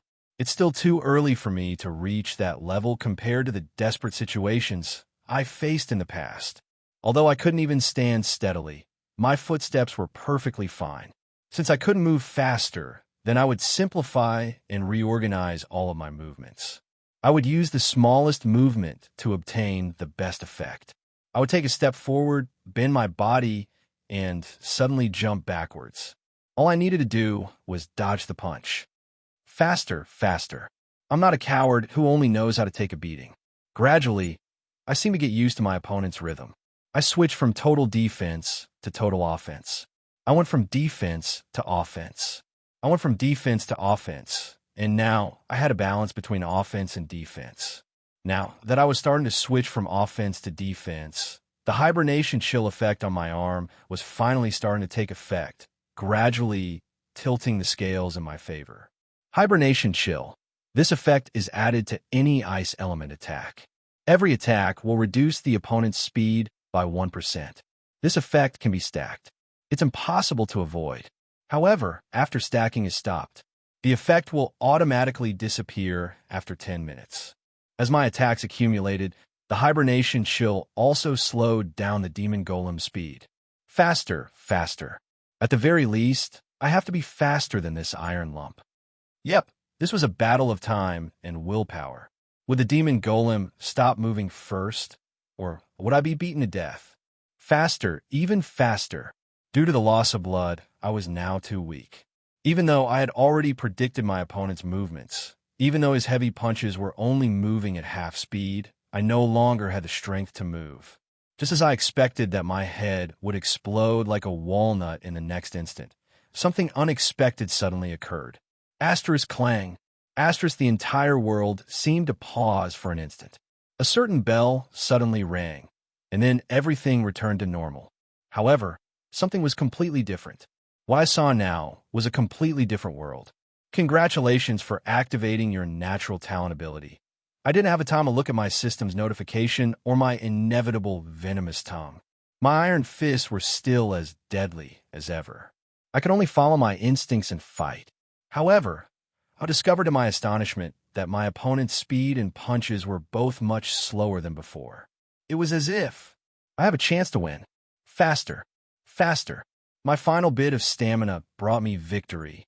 Finally, before I completely lost consciousness, my two demon golems were almost completely unable to move. They could only slowly move their gigantic bodies. The battles around me had already concluded. All the elemental creatures had been killed. This pitiful battle caused my companions to only focus on the physical body of the gladiator. They believed that he would win in the end, just like how he always did in the past. And the truth was just as I expected, just like how he always did in the past. He did what he said he would. Stinky pervert, your dirty bodily fluids have entered my body. I'm being polluted. I'm so uncomfortable, so uncomfortable. I'm going to break. I'm going to break. Hurry and pull it out. Heloise's moans echoed in the empty room. Everyone looked at me with a strange gaze, as if I was doing something heinous and unforgivable. Don't intentionally misunderstand. I'm only using your clone as a band-aid to stop the bleeding. What bodily fluids? Don't make things up. I'm not making things up. Isn't blood a bodily fluid? It feels so strange to have someone else's blood flowing through your own body. Only you would tear off another person's body and use it as a bandage. You're going too far. You're such a demon. You'll be able to reproduce endlessly anyway. You're basically no different from the lowest level slimes. Perhaps you'll be able to develop some other uses apart from bandages, such as silly cat underwear. Don't bite me. I'm really going to die if you keep biting me. Harloise's mouth twitched in the end as she joked around with me. It seems that you've already obtained what you wanted. I couldn't help but tear up as I looked at the notification on my system that my hard work had finally paid off. Don't misunderstand. They weren't tears of happiness. They were tears of embarrassment from not knowing how to respond. Did I succeed in making a breakthrough while on the brink of death? I succeeded. The new racial talents on my system's interface indicated that I had indeed made a breakthrough, but why did I make a breakthrough in stamina and agility? I'm a mage. My 30 intelligence points should have been for a breakthrough in intelligence, right? Just now, you were a mage. I thought it was either a barbarian duel or a warrior monk's masochistic asceticism. When I thought about it, I instantly felt awkward. I indeed didn't seem like a mage at all. Even if I had obtained an opportunity to make a breakthrough, it might not have been an opportunity to become a mage. That was a perfect knight duel. You're the perfect example of a knight's spirit. That unyielding willpower, that impenetrable defense. Then, teacher, what's wrong with you? Cohen still didn't realize that he had dealt a powerful blow to his teacher as he watched me become more and more depressed. However, that wasn't the worst part. The battle had already ended. According to the Tower Master's design, we had already completed the trial. These two adamant magic statues will be the final bosses, but what? You want him to be the new Tower Master? Dream on. Didn't you see what just happened? That guy isn't an intelligent mage at all. He's clearly just a short-haired monkey who hasn't even gotten to know his own limits yet. If I had to choose him, I might as well have chosen a gnome. At the very least, gnomes would know to run away when they see the adamantine magic statues. This was the Tower Spirit Meteor's synthesized voice, which was quite similar to the name of the other twin Tower Spirit of the three-colored tower garden. All right then, I won't comment on how strange it sounded to have these two names together. But right now, one half of the three-colored tower's management authority was rejecting a new master. This was doubtlessly a super troublesome matter. Not only that, the demon of mischief's Tower Spirit Meteor that we were familiar with was actually speaking up for me. No matter what, he completed the trial. According to the rules, he should become the new Tower Master. Although he didn't use his mage intelligence in battle, he was basically a Manchurian who only thought with his knees. He discovered that the adamantine magic statues didn't have any lightning resistance. They would slow down if they were struck by lightning. He also didn't discover that there was a magical rune on the back of the magic statue's waist that could control him. That's his weak spot. He also didn't discover any system notification that the fire elemental pool had an incantation to control the magic statues. Fine then, he was indeed unreliable. How about we try again? Chapter 321. One of the three-color tower special traits was that it had 2 elemental pools and 2 tower spirits. When fully activated, it could be viewed as 3 archmages. The Tower Spirit Meteor was a combat-type tower spirit that directly controlled the fire elemental pool, spell boosters, magic colossus storage, and other combat facilities. Meteor's personality was designed to be flexible and cunning. He was a classic battle mage. The Tower Spirit Garden was a support and research type of tower spirit. She was connected to the library, the water elemental pool, the laboratory, and other research facilities. In order to aid in research, she would remind mages of possible mistakes. She had a large amount of magical, natural, and societal knowledge in her memory. Her personality was also quite cautious and conservative.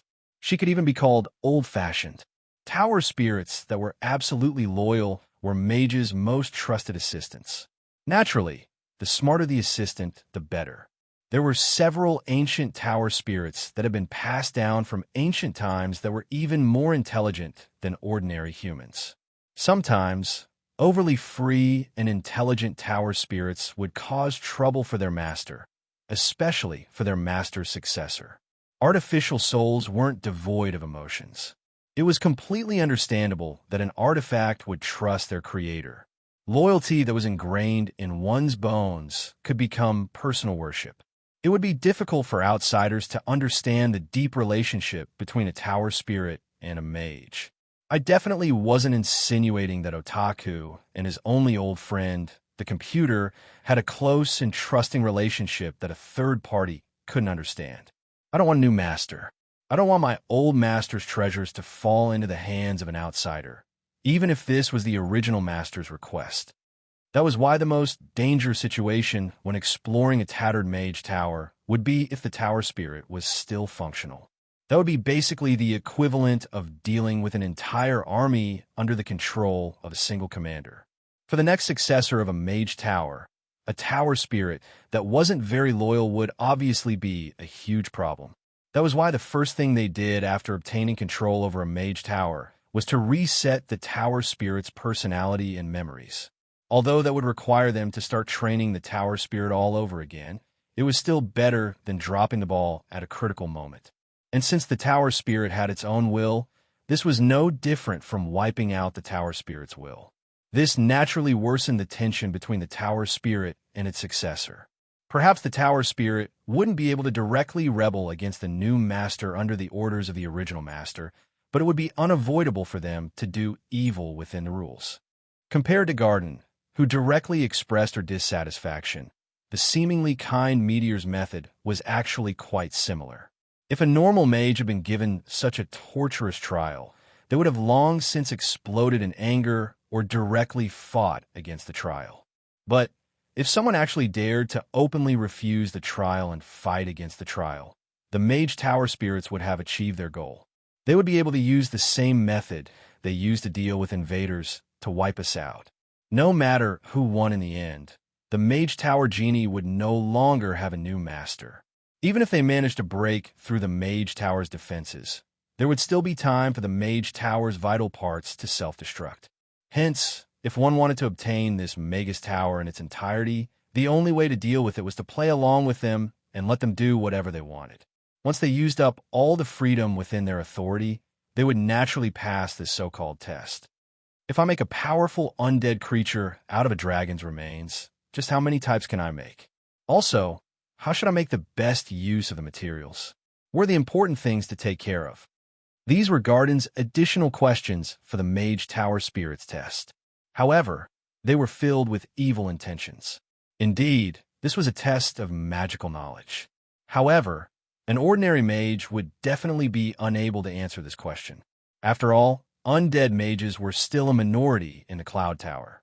And even if an undead mage specifically came to the Cloud Tower, That undead mage wouldn't be a top-level undead mage, nor would they be skilled in dealing with dragon corpses. And the people before me were all quite young and alive. It was unlikely that they would be highly skilled in undead magic.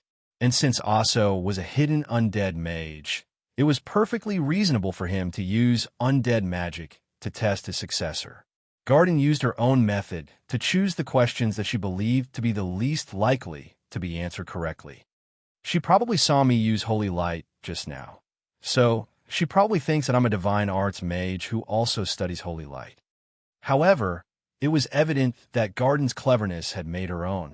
If she really used some sort of specialized magical knowledge test, I might not be able to deal with it since I was the one who broke all the records for failing magic classes back in the day.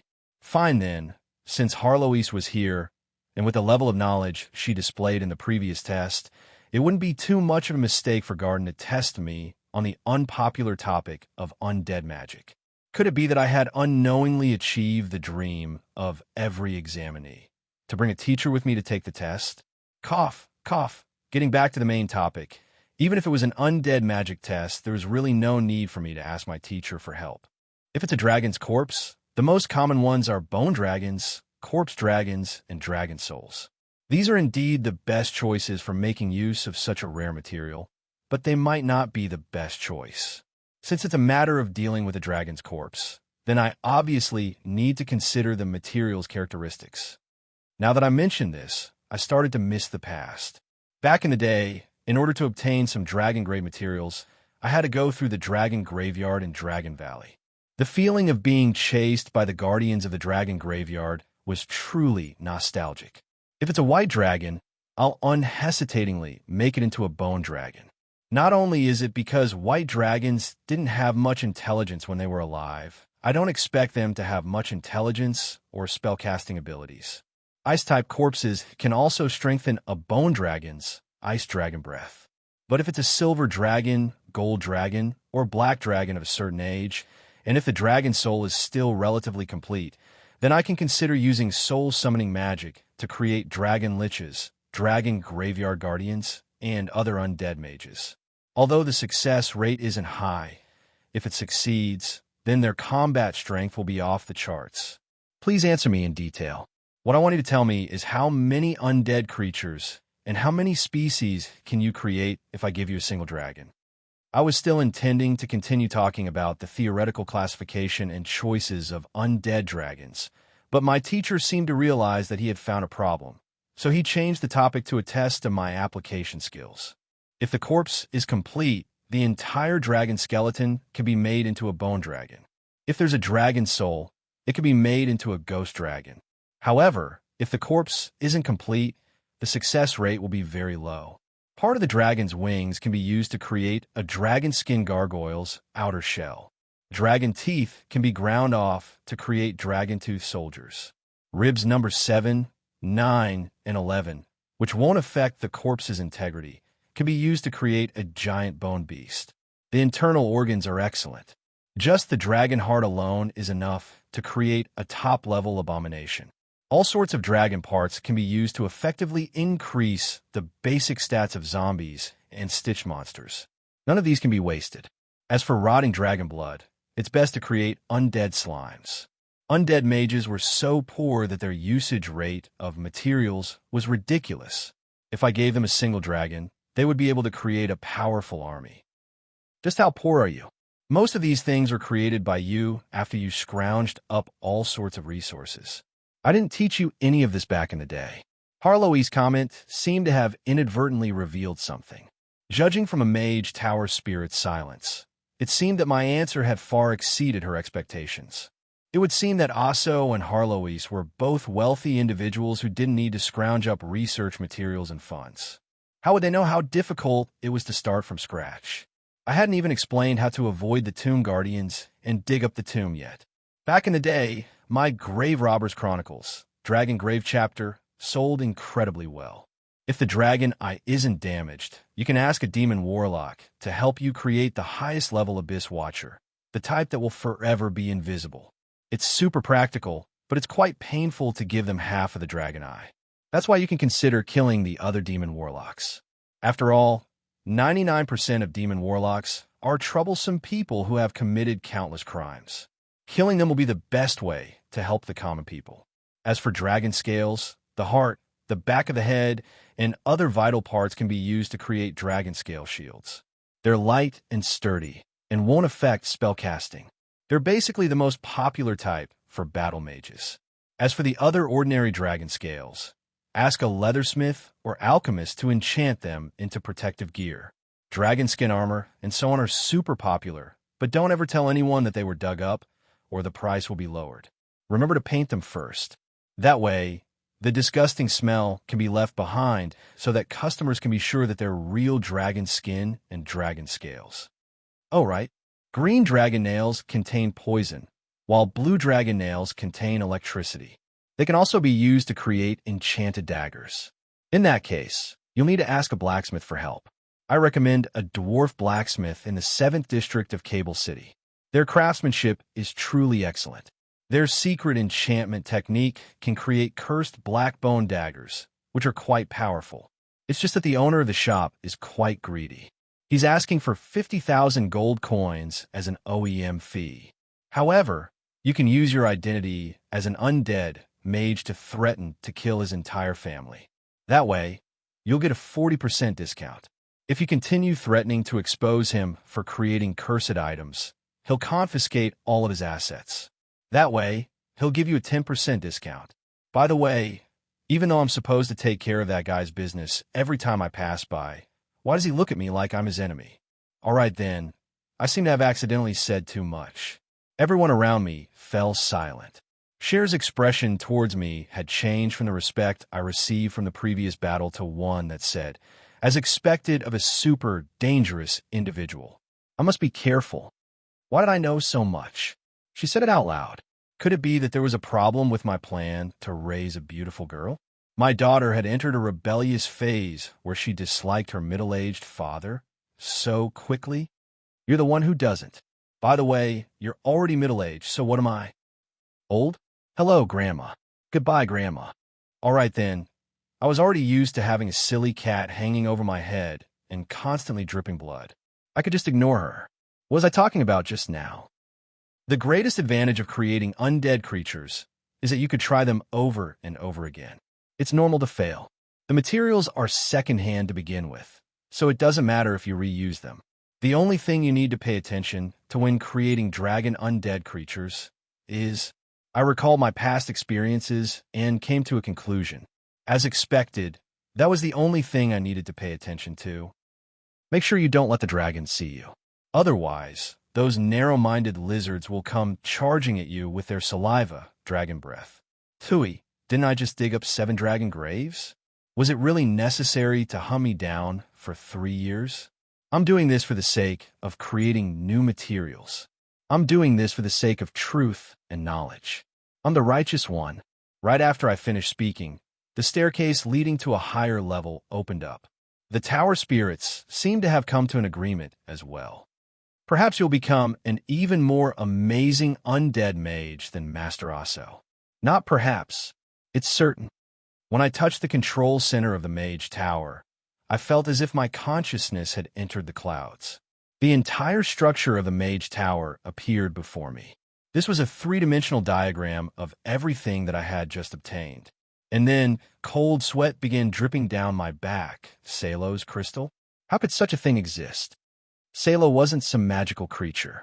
Rather, he was an archmage from the immemorial generation. The word crystal was only an adjective. It wasn't some magical creature's core or secretion. It was a completely man-made object.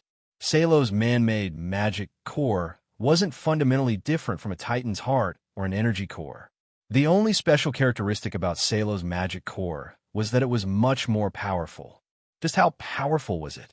In a technological world, it would probably be enough to pay for a city's electricity for 3 or 4 years. At the very least, the creator of Salo's magic core had used it to power a floating city. That's right, a floating city, a large-scale city with several million residents, not a floating tower in the clouds. Salo's magic core was quite stable in my previous world, but would cause major trouble if something went wrong. If a Salos crystal was activated in the wrong way, it would cause a familiar giant mushroom cloud to appear in the sky. Of course, it wasn't that the creator of Salos crystal hadn't thought about using it to develop weapons.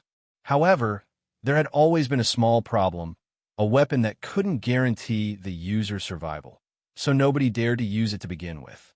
Activating a Salos crystal required a legend-ranked archmage to inject a sufficient amount of mana into it through a special method. The explosion radius of the Salos crystal far surpassed that of any teleportation spell. It was basically guaranteed that the user would die. Not to mention, Salos crystal wasn't a necessity. After all, there were still forbidden spells in this world. However, if a Salos crystal was developed into a weapon, it would have an advantage that forbidden spells couldn't compare to. It could be used as soon as it was activated.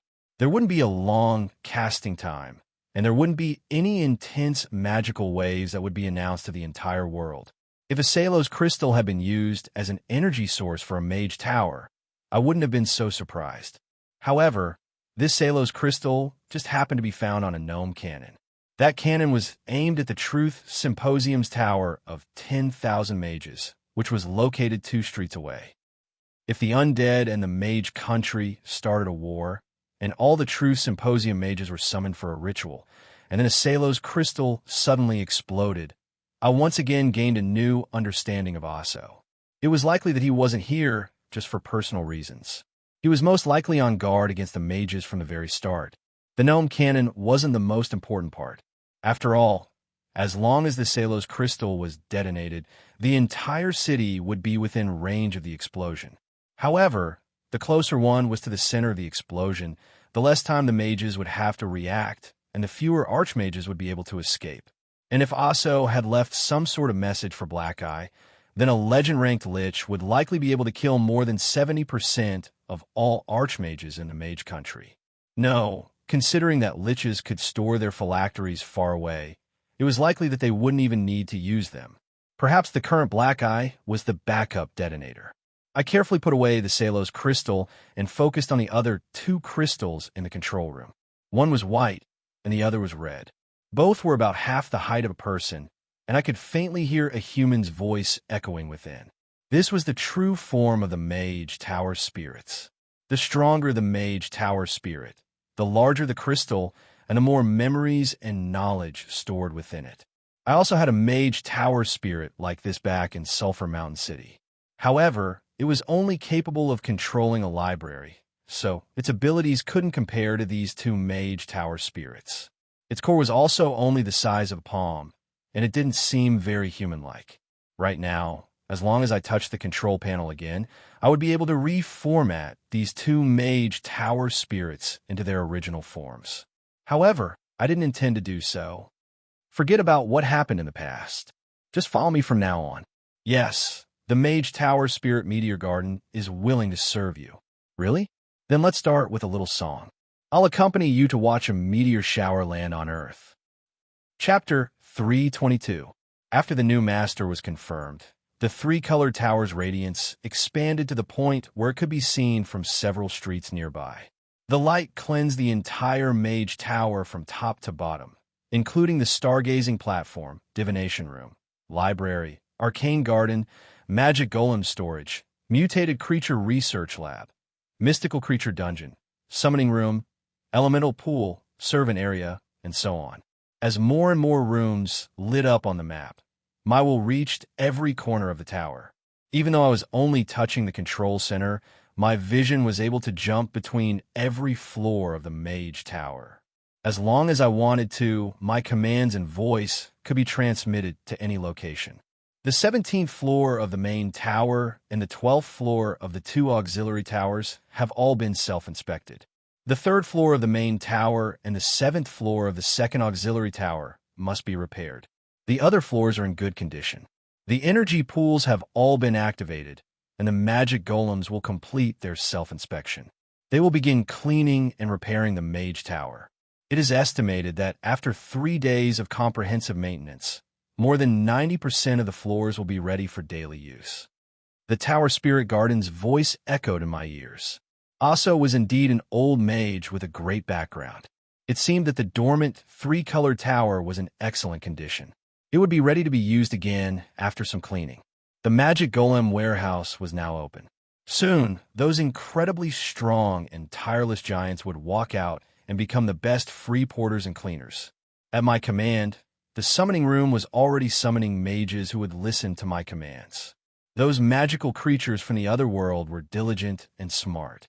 They only needed to pay a certain amount of mana regularly, and they would be the best servants for the mages. If it weren't for the fact that they could only survive in the mage tower, where the mana was concentrated, the mages wouldn't even need other human servants. Master Roland, the library has been activated. Your pet cat is requesting to enter. Do you approve?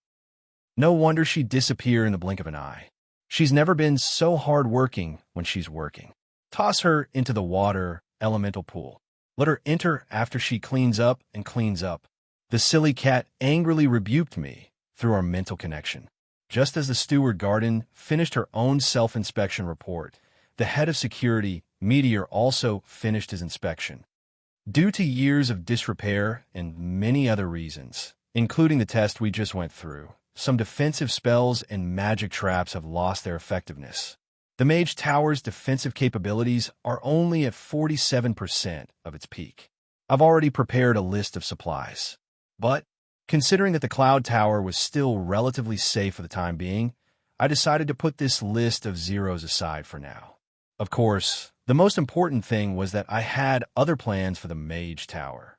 The three-color tower's core twin tower spirit support system is working well, and its mana reserves are excellent. Should I try? No. I'm a decent person. I won't ask you out. The consequences are too severe for me to bear. Although the three-colored tower spirit meteor seemed to be joking, I now had yet another ace up my sleeve since I could still use the three-colored tower's core forbidden spell. All right, this is for you. First, list out the funds and materials. If you have all the materials, start the transformation. The blueprint for the mobile cloud tower?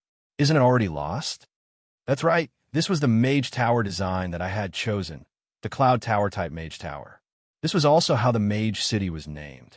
However, the Archmage's Cloud Tower was only a city, while my Cloud Tower was a Mega Mage Tower that could travel through the clouds and solidify the surrounding water vapor into a tangible territory. I wouldn't be able to use a fixed cannon tower more than a few times in my lifetime, and it would be a waste to leave the battle-type three-color tower in a safe city like this. I was destined to have endless troubles in the future, and a mobile mage tower was the best choice for me.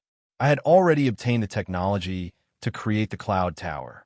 Although the various materials were difficult to find, I would one day be able to collect them all. The biggest problem was a stable energy source. If I wanted the mage tower to float in the air for a long period of time, it would be impossible for it to be used on the battlefield. In that case, I would need to store up enough energy to fly for at least 2 months, which would naturally consume an astronomical amount of energy. This was originally the most difficult problem to solve. I had originally planned to find a group of 4 elemental swordcasters and other magic job classes to work for me as manpower batteries. However, this problem was solved far more easily than I had expected. Since the Salos crystal could even carry a floating city, a cloud tower wouldn't be a problem at all. Of course, just looking at the resources and funds required to construct the cloud tower made me feel dizzy. Not to mention, I wasn't intending to simply copy the cloud tower. Instead, I intended to learn the technology thoroughly and then modify it onto the three-colored tower, while simultaneously retaining the advantages of both mage towers.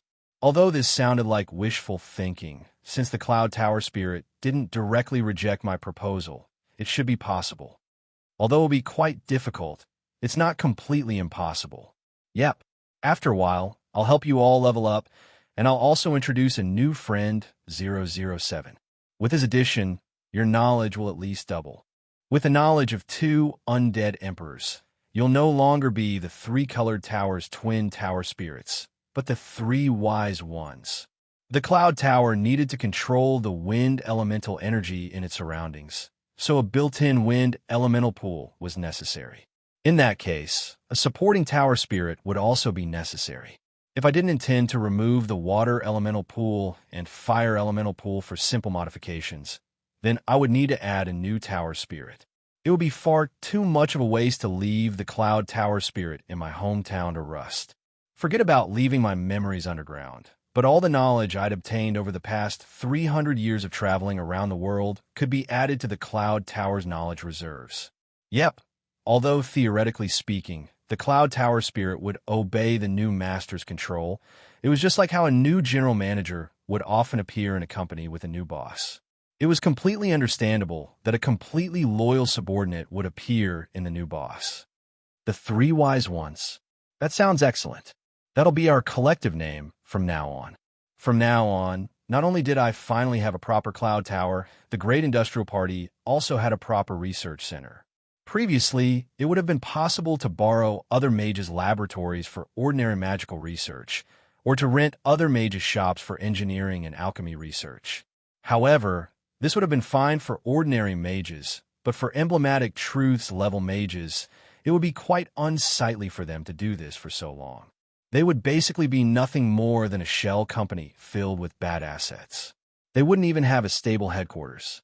Of course, reputation wasn't the most important issue. Just like how the various equipment in the Cloud Tower would help with scientific research, many magical research wouldn't be possible without the magical equipment and special rooms in the Cloud Tower. For example, the abnormal creature research room would be able to evolve 10 times faster than normal, and most of the mutations would be beneficial. It would be especially easy to breed new species. Not only would the summoning room's spatial structure be suitable for dimensional summoning, the walls would also be engraved with spatial, control, contract, and other magic arrays. This would make it easier for the summoner to control the summoned. Even if the summoner summoned a hell dragon, they could treat it like an inferno lizard. The most direct way to increase efficiency would be through the simplest of experiments. In the Cloud Tower, a simple command would be able to have the Cloud Tower Spirit prepare a table for you. Set up your experiment equipment and place your experiment materials on the table. The Cloud Tower Spirit would also record the process and results of the experiment. If you made a mistake, you could even use the Cloud Tower Spirit's recorded memories to review the mistake. This would greatly reduce the research time, allowing mages to avoid wasting large amounts of time and energy on trivial matters, and speeding up the cycle of the next experiment. And Thorn Garden was developing new technologies and products every day. It was time to find a suitable laboratory for those overly energetic engineers and alchemists to build an explosive room, indestructible, to test the power of spells. This would be quite suitable for the energetic gnome engineers to use as a research room, explosion room. Thorn Garden wouldn't have to worry about being complained that it was too noisy or that it would be blown up into the sky one day. Of course, it was still doubtful whether or not this modification would succeed and how long it would take. It would also require a tremendous amount of magical materials that were priceless, so I could only take things slowly. But right now, I had even more important things to do. How is it? What do the archmages say? The moment I left the three-colored tower, I sent the information about the Salos crystal to the archmages. I also sent the Cloud Tower Spirit's memories of Aso personally installing the destruction cannon. Of course, I also sent the Salos crystal as evidence. Cohen acted as my messenger, so he also brought the archmages' reactions and feedback. Some people immediately went berserk and wanted to fight the undead to the death. Most mages were quite calm, but when their own lives were in danger, nobody would be able to remain calm. Their calmness is actually quite strange. It's likely that they're just hiding their anger in their hearts. They're already furious at the undead. Chapter 3:23. It's already been 3 days, and there's still no official reaction? It seems that things have gotten out of hand this time. The Mage Parliament's reaction was quite calm, to the point that it was rather abnormal. But if one thought about it, this was actually a sign of extreme anger. This was just like when two countries had a conflict. If the losing side made a statement of dissatisfaction, condemnation, or protest, that meant that the losing side didn't intend to take any actual actions to get back at the other side. It was just a show of face. If the Mage Parliament said that it was reserving the right to take further action, It meant that the Mage Parliament wanted to do something. But the most dangerous thing would be to not say anything. As long as it's necessary, the mages can endure humiliation. But right now, there's no need for that. Then there were only two possibilities. Either the Mage Parliament couldn't afford to offend the Mage Parliament and decided to pretend that nothing had happened, or the Mage Parliament intended to take revenge silently and viciously. Considering the current situation of the mages, it was 99% likely that it was the latter. The grudges between the two sides are already quite deep. The Mage Country's forbidden spell ruined the Undead Emperor's plans to invade Ike, and the undead also schemed to kill the feared archmages in one fell swoop. Not to mention the still unconscious Amelia. There's also you. From a certain standpoint, you're the one who caused the situation to deteriorate to such an extent and forced Aso to his death. You're also currently in the Mage Country. You're definitely the number one person they want to kill the most. Thank you for reminding me. You jinx. Right. How does the water elemental pool taste? Didn't you already taste it? The tea you drank this morning had my bathwater in it. Puffed. Many pet lovers had probably experienced the awkwardness of having a pet show off its prey to them. What was even more awkward was that these pet lovers would share their prey with their master, such as secretly adding rats and cockroaches to their master's food. All right then, this silly cat was doing this on purpose.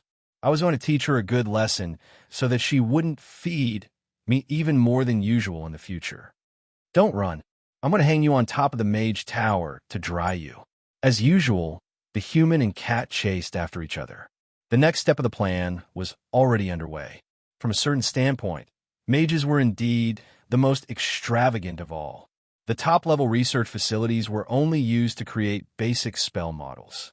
The dimensional door to the water elemental plane was only used to summon a few water elemental servants. Most of the facilities were unused. My subordinates were delighted to be able to use the Mage Tower's top-level research facilities for their own research. I'm trying to equip the golem with power armor and external weapons, so that we can solve the flaw of the golem's single-attack method. How stupid. Didn't you notice that the biggest weakness of the golems is their slow movement speed? I plan to install the iron horse's driving wheels on them. This will greatly increase their mobility. In that case, why don't we install a something or flying golems are so cool, and they can even carry people as mounts. Coins. Stop bullshitting. That thing isn't reliable at all right now. There's no way to adjust its power at all. Either the lift is too high, or it can't fly. If the lift is too low, it'll be fine, but if the lift is too high, it'll be a torture machine. The head of the golem will be lifted into the sky, and the body will be left on the ground. Have you forgotten the unfortunate straw test subject? What does what or mean? There was another story behind this. Back when I was trying to develop flying engineering tools, I recalled the propeller planes from another world. But since I was once a liberal arts student, I was unable to explain the principles behind it. However, there was one small toy that I knew about, the bamboo dragonfly. I casually made a bamboo dragonfly toy out of a piece of wood, and then tossed it to the dwarves who were skilled in mechanical engineering so that they could discuss how to turn the principles into practical objects. Then they asked me what it was. They obviously didn't understand what bamboo dragonfly was, so I casually said that it was something like a propeller. However, the dwarves didn't hear what I said, and instead took what or as the official name. And so, what or spread far and wide. By the time I discovered that something was wrong, it had already become the official name of the golem, and it was impossible to change it even if I wanted to. It could be expected that after traditional golems were equipped with all sorts of accessories, they would be unafraid of death and capable of anything. They would also be equipped with all sorts of dangerous firearms and heavy armor. Just how terrifying would they become? For some reason, I suddenly recalled the muscular naked man who shouted, "I'll be back." Oftentimes, the intelligence of the natives of another world would be no less than that of an earthling from another dimension. All I could do was give them a suggestion and a possibility, and they would often give me a result that exceeded my expectations. Magical engineering was such a miraculous creation. When technology and magic met, the original technology would explosively undergo a qualitative change. Nobody could predict what would happen next, but it was foreseeable that it would definitely change this world that was dominated by magical civilizations. At the very least, under my control, the development of magical engineering was destined to surpass history. Beastman warriors in mobile armor, elven rangers on motorcycles, dwarves and gnomes who didn't have particularly strong bodies. History had already reached a certain turning point. How's the research on the Salos crystal going? It's probably a top-level creation from Haladam's Haladam generation. Little Demi, do you have any clues? Little Demi said that it'll be quite difficult, but it's not completely impossible. But no matter what, the current environment is completely different from ancient times. It's impossible to find the original Salos crystal, but it's possible to find a smaller version with only a fraction of its power. That's good to hear. Tell him not to be in such a rush and to make it a medium priority. That Salos crystal is far too dangerous. I don't want to wake up one day to find myself in the sky along with my base. Little Demi was becoming more and more amazing. As my head engineer, he was basically a bottomless pit of engineering. He was always able to surprise me. During the past 2 days, I had proposed a new project, the development of a new type of colossus. The ancient civilization, Haladam, was also known as the Colossus civilization. Their Colossus technology was something to look forward to. I just didn't know how much of it little Demi would be able to use. As I had more and more subordinates under me, there were now specialists in all sorts of fields. It was no longer appropriate to have a loose employment relationship between a domain lord and a mage's personal consultant. Companies, departments, and project teams from another world were now proven to be excellent choices. By the way, I should mention that the current person in charge of my alchemy department was Ingo BR. However, the person in charge was actually the second-in-command alchemist Olivia, who was becoming more and more capable. Not only was she able to fully utilize her natural talents in history, but most importantly, she was able to understand and coordinate with the other engineers, blacksmiths, and enchanters. Although she wasn't even 20 yet, she was becoming more and more like a big sister in charge of a project team. Currently, the most important projects for me, such as improving my mobile armor and researching Olivia's magic box, were all given to her to handle. With her around, at least the alchemy and engineering teams under her wouldn't start fighting each other. Of course, she also complained about how creating Olivia's magic box and enchantment armor had given her a large amount of engineering and enchanting knowledge. She was now able to work as an enchanter and engineer, but she was getting further and further away from her dream of becoming a great alchemist. However, her alchemy teacher, Ingo, secretly told me that the effects of Olivia's alchemy potions were becoming stronger and stranger. For example, the long-haired underwear thief who had been committing crimes in the Cloud Tower was actually a wild monkey who had consumed a powerful hair growth potion. Olivia's potion had simultaneously activated heat, hair growth, height increase, berserk, intelligence increase, and many other effects, turning him into a long-haired gorilla who sexually harassed people everywhere. For the sake of world peace, I should have her place her talents in a safer place. I still want to live for a few more years. These are the exact words of Ingo, who had been constantly creating explosives. Since that troublemaker felt that his own disciple was a huge problem, his back and face were covered in cold sweat as he said this. It seemed that he had been tormented by his own genius disciple. Right, since her potions are so powerful, why don't we have her concoct a potion for Bayphone? Perhaps that will make him more obedient. After all, he's already beyond saving. It's impossible for him to become any worse. Aren't you afraid that it'll have the opposite effect and that a Mega Bayphone will appear? Perhaps he'll awaken to a new hobby, just like that experimental monkey. I thought back to that male long-haired gorilla who went around stealing old men's underwear. If Bayphone also became like that, it was my turn to break out in cold sweat. Just thinking about it made me feel despair. Let's talk about it later. If that really happens, the end of the world might arrive earlier than expected.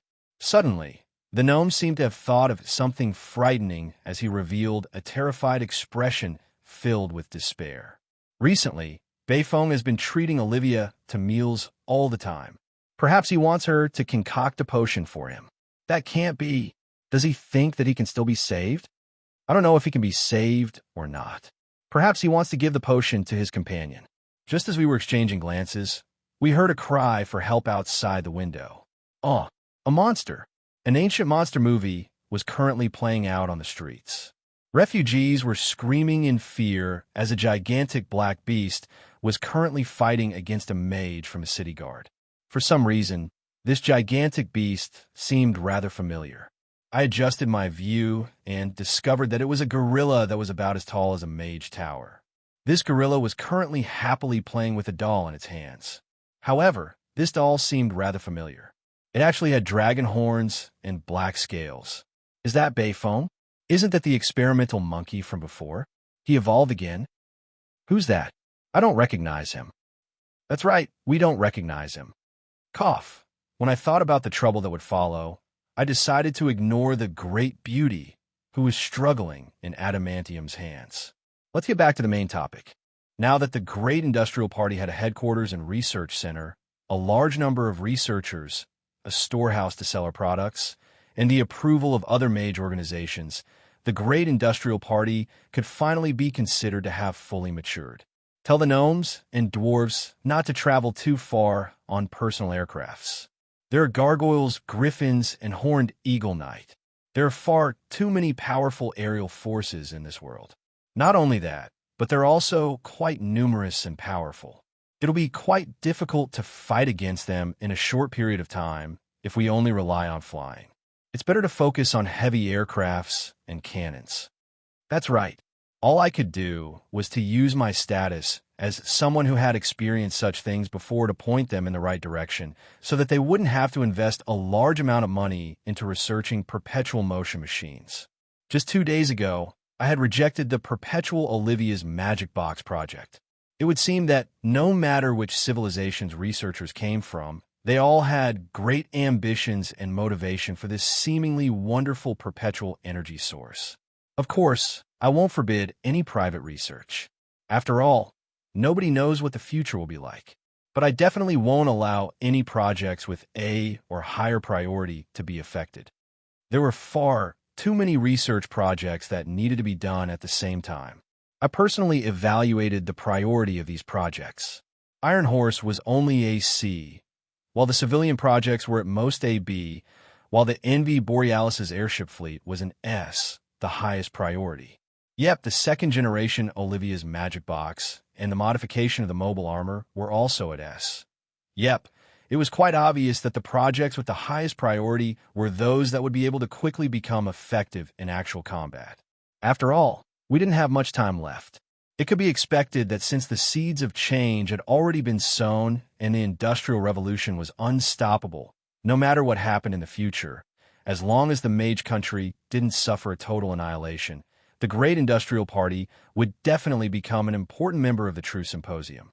Magical engineering would also become an important academic field. Of course, since it was unstoppable, there was no need to care about it. There was no need to think too much about the future. I should focus on the present. Passive racial talent. Unyielding ferocious beast. All abilities will increase according to the severity of your injuries. Once you're heavily injured, you'll receive battlefield intuition, defense combined with offense, and other talents. You'll be able to increase your overall combat strength by 3 times. Strength and agility will be increased by 2 times. Stamina will be increased by 3 times. System notification. Don't be a mage anymore. Go be a barbarian instead. This ability wasn't a result of a stat breakthrough, nor was it that rare. Many powerful species would have this type of racial talent that would increase their combat strength the more heavily injured they were. This was especially true for barbarians and beastmen. An injured beast would be far more dangerous. In fact, some berserkers would even choose to injure themselves before battle in order to increase their fighting spirit and power level. Although this was common, it didn't mean that it was useless. In fact, it was the most practical warrior talent. Anyone who used it would understand the joy of being able to counterattack in a desperate situation. However, those who were good at swimming would drown in water. If you relied too much on this talent, you would always be dancing on the edge of a cliff. You wouldn't even know how you died. You really did choose the wrong profession. Did you close your eyes and fill in your application? This was what Harloise had said to me when she learned that I had this talent. However, in a way, she wasn't wrong. After all, I was indeed a holy knight. In my second life, I had switched to magic in order to make up for my inadequacies, as well as to hide my true identity. However, the system's final blow to me was to directly open up a series of powerful melee job classes, including the Barbarian Berserker, Cross-Armored Knight, and Dragon Knight. Please prepare your own mount. Some of these job classes were truly attractive. If it wasn't for the fact that my bloodline required the power of order and chaos to be in balance, I would have really wanted to take on these job classes. In order to test out this new talent, I swept through the entire arena and unexpectedly discovered a few good candidates, which I recruited to be my subordinates. Of course, there was also a small accident. A barbarian mage? Me? All right then. It was indeed rather shocking for me to defeat a heavily armored wild-boar knight with my bare hands. However, after seeing my emblems of truth, he actually said that he wouldn't fight me unless I promised not to use magic. And so, I could only satisfy him. So, you crushed the enemy's iron helmet? Then, you threw his mount onto the arena? What a barbarian! Cough. That was just an accident. Now that the Great Industrial Party and Thorngarden were on the right track, the Truth Symposium's decision arrived. It was time for me to leave. Chapter 3:24. By the time I returned to the Forest of Dreams, I couldn't even recognize it. The moment I disembarked, I noticed that all sorts of flags were hanging from the docks. There were flags from the Ottoman Empire, Donlan Empire, Mage Country, and so on. There were even flags from the Bardi Empire itself. It would seem that the Bardi Empire had no intention of giving up on the Forest of Dreams, even after taking such a huge detour. The docks were filled with busy people loading and unloading goods. However, the most eye-catching people were the adventurers from all over the world. Judging from their equipment, every team had at least one contract hero who wore the armlet. Actually, for adventurers who wanted to earn justice points, compared to the harsh combat environment of the Ottoman Empire, the scale of the battles here was much smaller. There was also a safe zone that was absolutely safe, so this place was naturally much more popular. Although most of the adventurers were humans, there were many other species here as well. After all, adventurers had an obvious advantage over other species. Not only were there barbarians and beastmen from the Northlands, but even lizardmen from remote desert regions could be seen here. It would seem that this place is quite popular. After leaving the docks and heading deeper into the Forest of Dreams, the changes were even greater. There was a flourishing market area and a busy administrative district. The wood spirits in the forest and in the air all had their own shortcuts. The shops here seemed to be doing quite well. There were busy people everywhere. This place was no longer a barren desert. When our Ivy League airship returned here, it caused quite a commotion. While most airships were small to mid-sized wooden airships that could only carry 30 to 50 people, the huge wooden airships that were at the level of a battleship gave everyone a strong sense of awe. The moment the large airship arrived, it immediately started doing business at the edge of the docks. Thorngarden's branch in the Forest of Dreams is officially open for business. Don't miss out on this opportunity. The Ivy League airship was originally a huge airship to begin with, so it had plenty of space to transport goods. That was why I decided to modify it into a cargo ship that was also a traveling merchant ship. As for its main business, it was naturally Thorngarden's various war machines. Now that the large airship was parked horizontally at the docks, all the automatic cabin doors opened to reveal various mobile shops. The wood spirits that had returned to their homeland were in high spirits as they started doing business. There were iron horses equipped with auxiliary wheels, simple mobile armors, engineering cannons, and all sorts of war machines. Of course, there were also some new weapons and equipment that were still being experimented on. Buzzing sawtooth swords, the latest dwarven firearms, portable dwarven cannons, and mechanical shields with their own defensive force field were all waiting to be tested on the battlefield.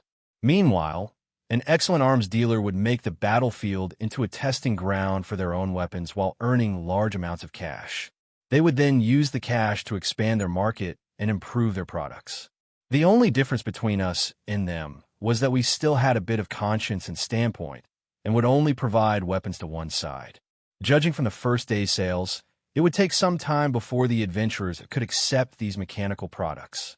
After all, both gnomes and dwarves didn't have a good reputation in this area. Ingenia BR, the demonstrator, blew himself up in front of everyone. I told you not to use this safety brand to name the rocket launcher. That name was completely cursed. Sure enough, these bastards aren't reliable at all. Forget it, forget it.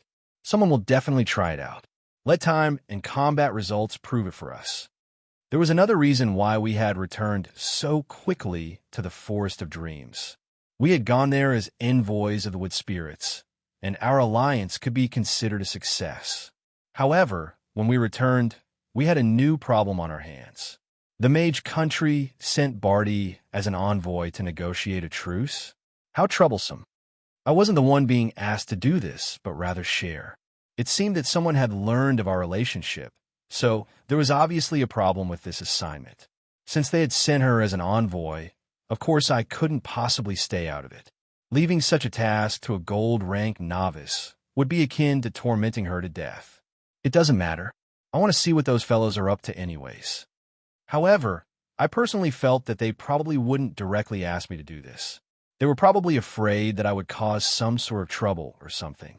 After all, compared to me, who was an outsider, Cher was more of a local talent. She would probably care about the Mage Country's benefits. I had already decided on my plan. I would reorganize myself in the Forest of Dreams for a few days before heading to the Barty Empire's capital. As for whether or not I should check out Nitrain City, which was currently at war, that would depend on my own judgment. Yes, it was just me. The envoy went directly to the Barty Empire's capital, but I didn't follow them. I only set a meeting point in the Barty Empire's capital. Rather than being a diplomatic envoy that was being watched by others, I personally felt that it would be better to act alone in the shadows. At the very least, there were many things that couldn't be seen on the surface. If it was possible, I even want to take a look at the Eastern battlefront. Perhaps I would even be able to meet some old acquaintances there. As I strolled by myself in the new town area of the Forest of Dreams, I was astonished by the bustling scene before me. Half a year ago, this place had been the Barty Empire's Victoria Harbor. 2 months ago, this magical forest had been completely uninhabited, yet had become such a bustling place in such a short period of time. Although there are many injured adventurers, the adventurers seem to be in good spirits. Most of them have smiles on their faces. Is that their hope for the future? It would seem that I don't need to worry about the Forest of Dreams. Or should I find a chance to take a look at the front lines? It was already noon. I casually ordered some dishes at a roadside restaurant as I watched a barbarian bragging about his adventures. Just as our adventuring team was in dire straits, I, as a great thief, took action. I started with a backstab, then knocked the Lich unconscious with a kick. After a series of combo attacks, I single-handedly killed the Lich. Frida, wait a moment, this barbarian was actually a thief? As expected, as long as there were enough people, there would be all sorts of weirdos. But when I thought about the ogre thief I had met last time, I didn't think much of it.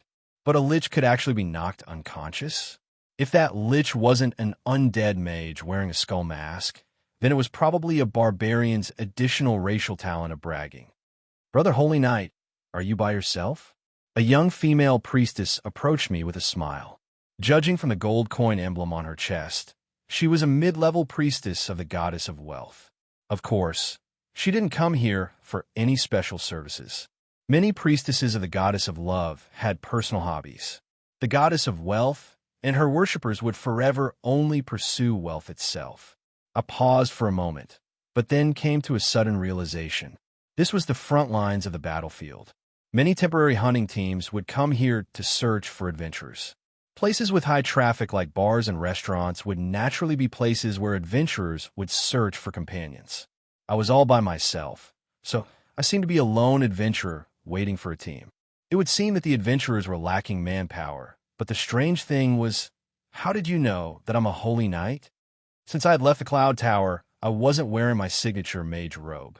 I was only wearing my usual linen robe, and I didn't bring any equipment with me. How could I have been recognized? My sitting posture, my smile, and the marks on my hands. A person who had received long-term military training and night training would have obvious differences in their walking and sitting postures. The marks on their hands were left behind by sword practice. As for their smiles, it seemed that the 59 business smiles had become a holy knight's trademark and instinct. The most important part is that you aren't dissatisfied with the cheap beer here. Even the barbarians in our hunting team complain every day that the beer tastes terrible. You don't even frown when you drink it, and you even smile. Your previous life must have been quite. Indeed, a noble knight wouldn't even come to a low-level restaurant like this, let alone a cup of beer that cost 2 copper coins. Only a holy knight who was used to living a poor life would be used to cheap beer and black bread. I nodded. Judging a person's job class based on their appearance and habits wasn't a particularly profound skill. However, it was a required course for veteran adventurers. Only now did I seriously examine the priest before me. She appeared to be around 18 or 19 years old. Her short, linen-colored hair was neatly combed. She had some acne on her face, but it didn't affect her delicate and energetic face at all. She was wearing an old, half-body plate armor that still had some oil on it. It was evident that she had taken good care of herself. A small round shield and a spiked mace were a common combination for a priest. However, only the small round shield was enchanted. She didn't even have many pieces of magical equipment, so it was obvious that she wasn't rich. At most, she's a low silver rank. If she's the team leader, then the entire team's rating is probably at the peak of bronze. I lightly tapped my index finger on the table, causing a golden holy light to flash on the table. This proved her guess that I was indeed a holy knight. Do you need something from me? The female priest was delighted when she saw the flash of holy light. However, she then began to hesitate. Originally, she had thought that I was a holy knight who was traveling alone, didn't have any equipment, and was so young, so she had thought that I was a newbie. However, I was able to control holy light so easily. If I was a holy knight who specialized in spiritual spells, then I was likely a high-level job class gold. My team wouldn't be able to afford such a powerful character. Our team accepted a quest with a decent reward, but our defensive warrior doesn't want to do it anymore. That's why we're lacking a melee job class. I furrowed my eyebrows. This quest description was far too simple, and it seemed to lack sincerity. Ordinary mercenaries and adventurers would never accept a vague quest description. The more unknown things there were, the more likely accidents would occur. Perhaps there was something wrong with the employer. Life wasn't a game. It was impossible to start over again. Adventurers who lived on the edge of a knife's edge needed to be cautious. The female priest seemed to notice my dissatisfaction as she hurriedly added, "It's not that I don't want to explain in detail, but this is a major operation organized by the local fairies. We're only a part of it, so we'll only know the specific requirements when the time comes." After a slight hesitation, I nodded and accepted her request. That's wonderful. Our wood spirits are so cute. Mercenary group finally has a meat shield. We can accept quests again. What did you say? Can you say that again? This time, it was the female priest's turn to be embarrassed. She lowered her head and explained in a small voice. We temporarily formed a team here. We changed our names several times, but they were all the same names. I just randomly said one, and, in a way, I could understand. After all, the wood spirits were quite popular back in the mage country. Their female fan club would spend all their time in coffee shops, and it was impossible to chase them away even after work. The female priest and her older sister before me were probably wood spirit fans as well. Although it wasn't rare to have wood spirit fans, especially for females, there were all sorts of wood spirit fan clubs. Lilicon clubs for men? Those perverts will be shut down. But wouldn't they be afraid that they would laugh their heads off when they signed up with such a name? For some reason, I recalled the name Absolute Gentleman Alliance. This was yet another name that I would regret for eternity.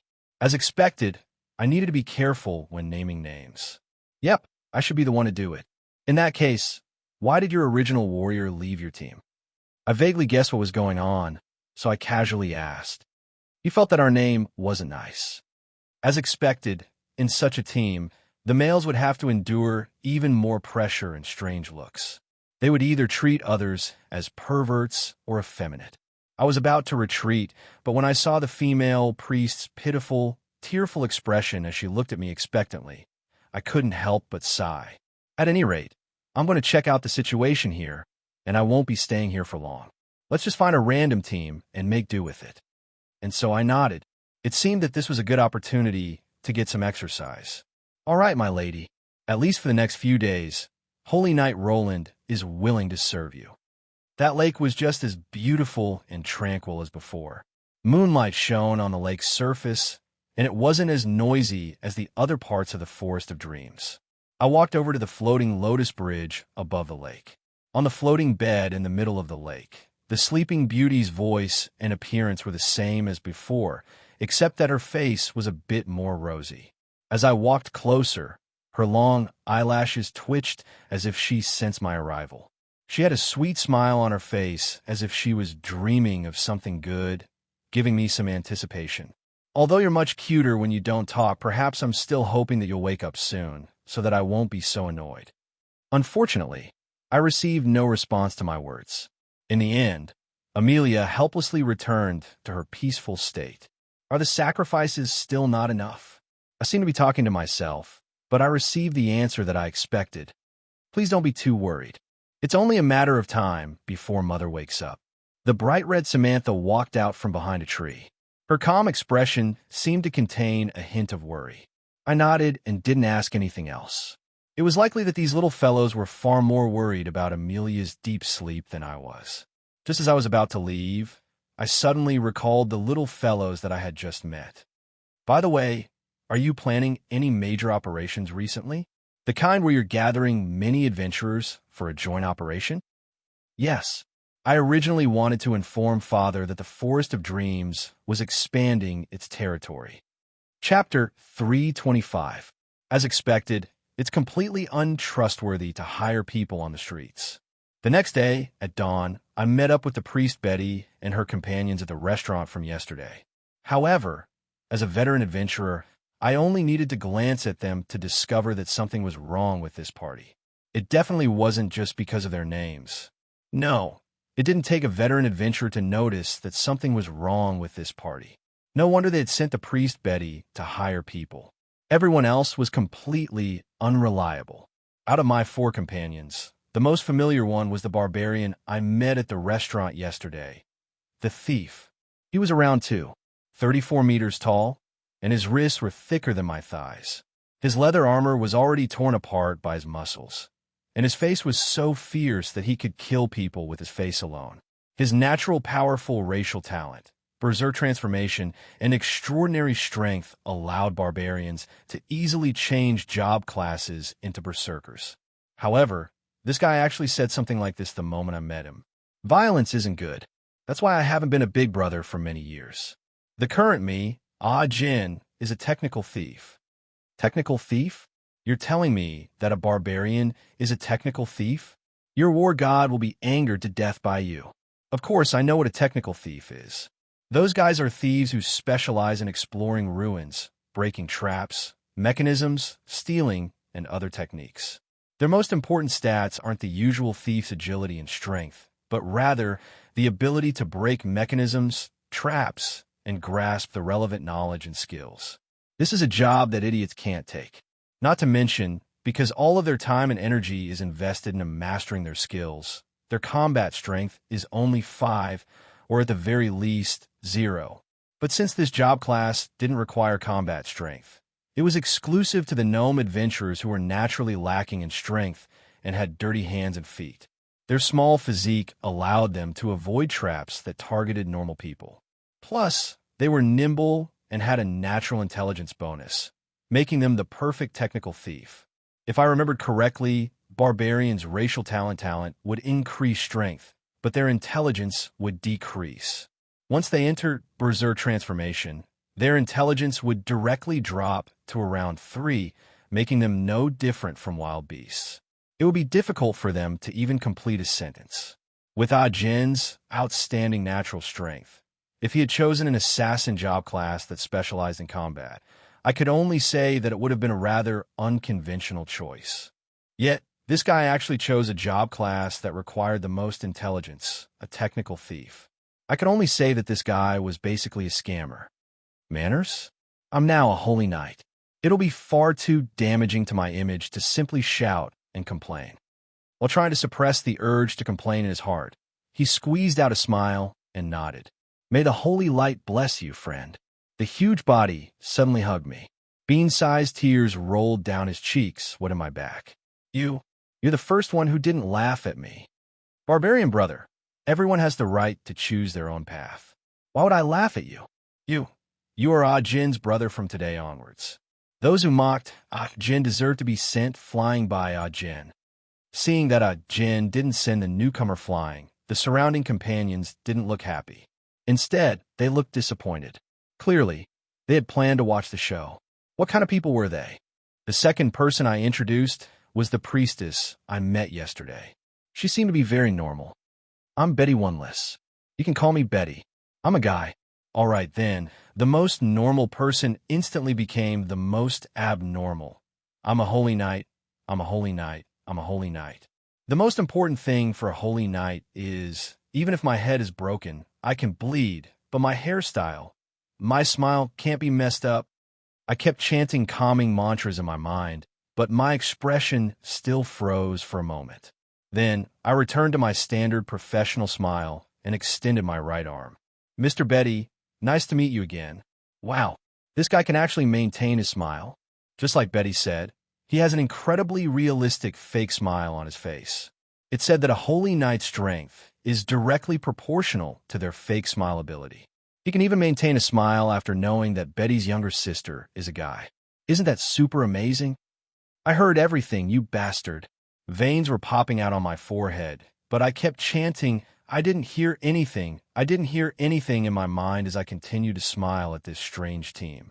As for the little girl who had just been laughing at me, she was probably one of the few normal people in this team. She had a thick and short body, a simple appearance, a small flying hammer at her waist, a deep voice, and a long blonde ponytail that almost reached the ground. This was the Aladdin Mountain Range's specialty, the dwarven aunties, girls.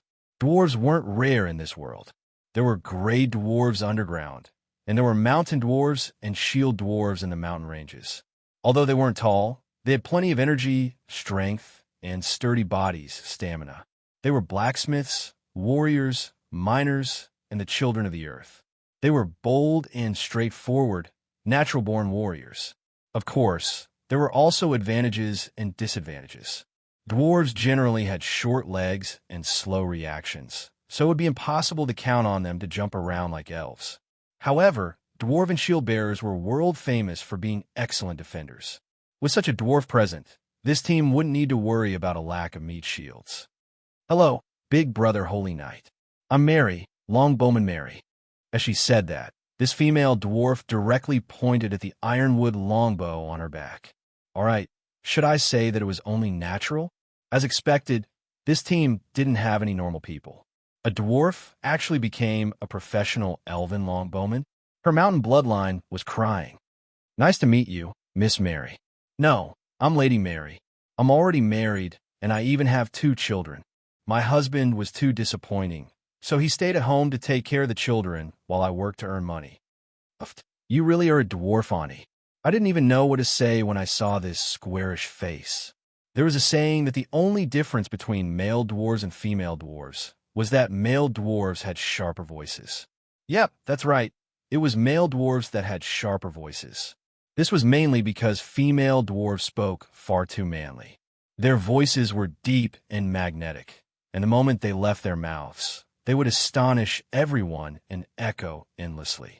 Judging by appearance, female dwarves would also grow beards, while male dwarves loved to wear braids.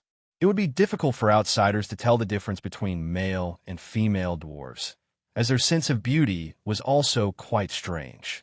I just couldn't understand what was so attractive about a dwarf girl from my hometown with her charming buckets and bushy beards. Due to their different sense of beauty, it would be difficult for outsiders to tell the difference between male and female dwarves or their ages. However, dwarves who went adventuring would typically be young men in their 70s or 80s, which was why I thought she was a young girl. But since this Lady Mary said that she already had 2 children, and based on the dwarf's age of 120 as an adult, this Lady Mary was probably more than 200 years old. All right then, I already had 3 strange teammates, and I was already numb to them. The last teammate was a delicate and pretty elf. His gaudy leather armor and the 3-stringed zither on his back indicated his identity. He was an incredibly handsome elven traveling bard. "Hello, I'm Solinar." Not bad. His etiquette was quite normal. His appearance was normal, his name was normal, and his job was also normal. However, my gentlemanly detective instincts were telling me that this Solinar before me was definitely no ordinary person. My cold back was also reminding me that I was in danger. As expected, Solo has taken a liking to him. Brother Solinar is great at everything except for his hobbies. All the warriors were scared away by him. But if it wasn't for this, we wouldn't have become sisters with him. My sharp senses allowed me to hear their discussion. This time, my smile was finally shattered. Me, are you gay? Please don't make it sound so bad. I just like handsome young men." As I said that, I secretly squeezed his hand, causing goosebumps to appear all over my body. F*CK. What kind of demon is this? Let go of me. Eat my broken shoe slash. All right then, our first meeting ended up becoming a full-on brawl. I was panting heavily as I stomped on the gay Solinar. Should Kolos be in a church here? It would seem that I need a healing smile. For some reason, I felt like I would feel much better if I had that wild elf smile. "Huh, you're disgusted by a gay Solinar, so you're going to find a trap to heal you? You're hopeless as well." The silly cat's taunts came as expected. However, I didn't even have the energy to argue with her. Just who were these people? It was likely that there was no adventurer team in the entire Forest of Dreams that was as strange as this. Was my luck really that bad? Silly cat, meow, and act cute. Meow, master, I want to drink milk. I want it to be white, muddy, and smelly. All right then. The silly cat instantly transformed into a young blonde cat girl. She had yellow cat ears, a tail, and a furry meatball glove. She intentionally said that in a sweet and flirtatious manner. As she said that, she even licked her lips and looked at me seductively, as if she was really thirsty. I instantly stood up. Yep, I got goosebumps all over. Go, I'll choose you, Harlois. Transform into a shooting star in the sky. I immediately forced her to transform into the silly cat. Then, I suddenly stomped on the ground and threw her like a javelin into the sky, transforming her into a shooting star. Stupid blockhead, you deserve to be molested for the rest of your life. Meow, I hate this feeling. I turned around while panting, only to discover that my companions were currently discussing this matter. He actually transformed his pet into a woman and had an ambiguous relationship with his pet? Is this the legendary Sad? Sad something? Beifong. He's that legendary pervert. It would seem that any random adventurer would know who he was. Beifong had truly achieved his dream in life. He was famous. Relax, even if you're Beifong. I've already changed my name to an adjective. We won't look down on you. Everyone has the right to choose their own lover. Solinar nodded sincerely as he spoke words of understanding. Oh, I'm being pitted by a gay for my sexual orientation.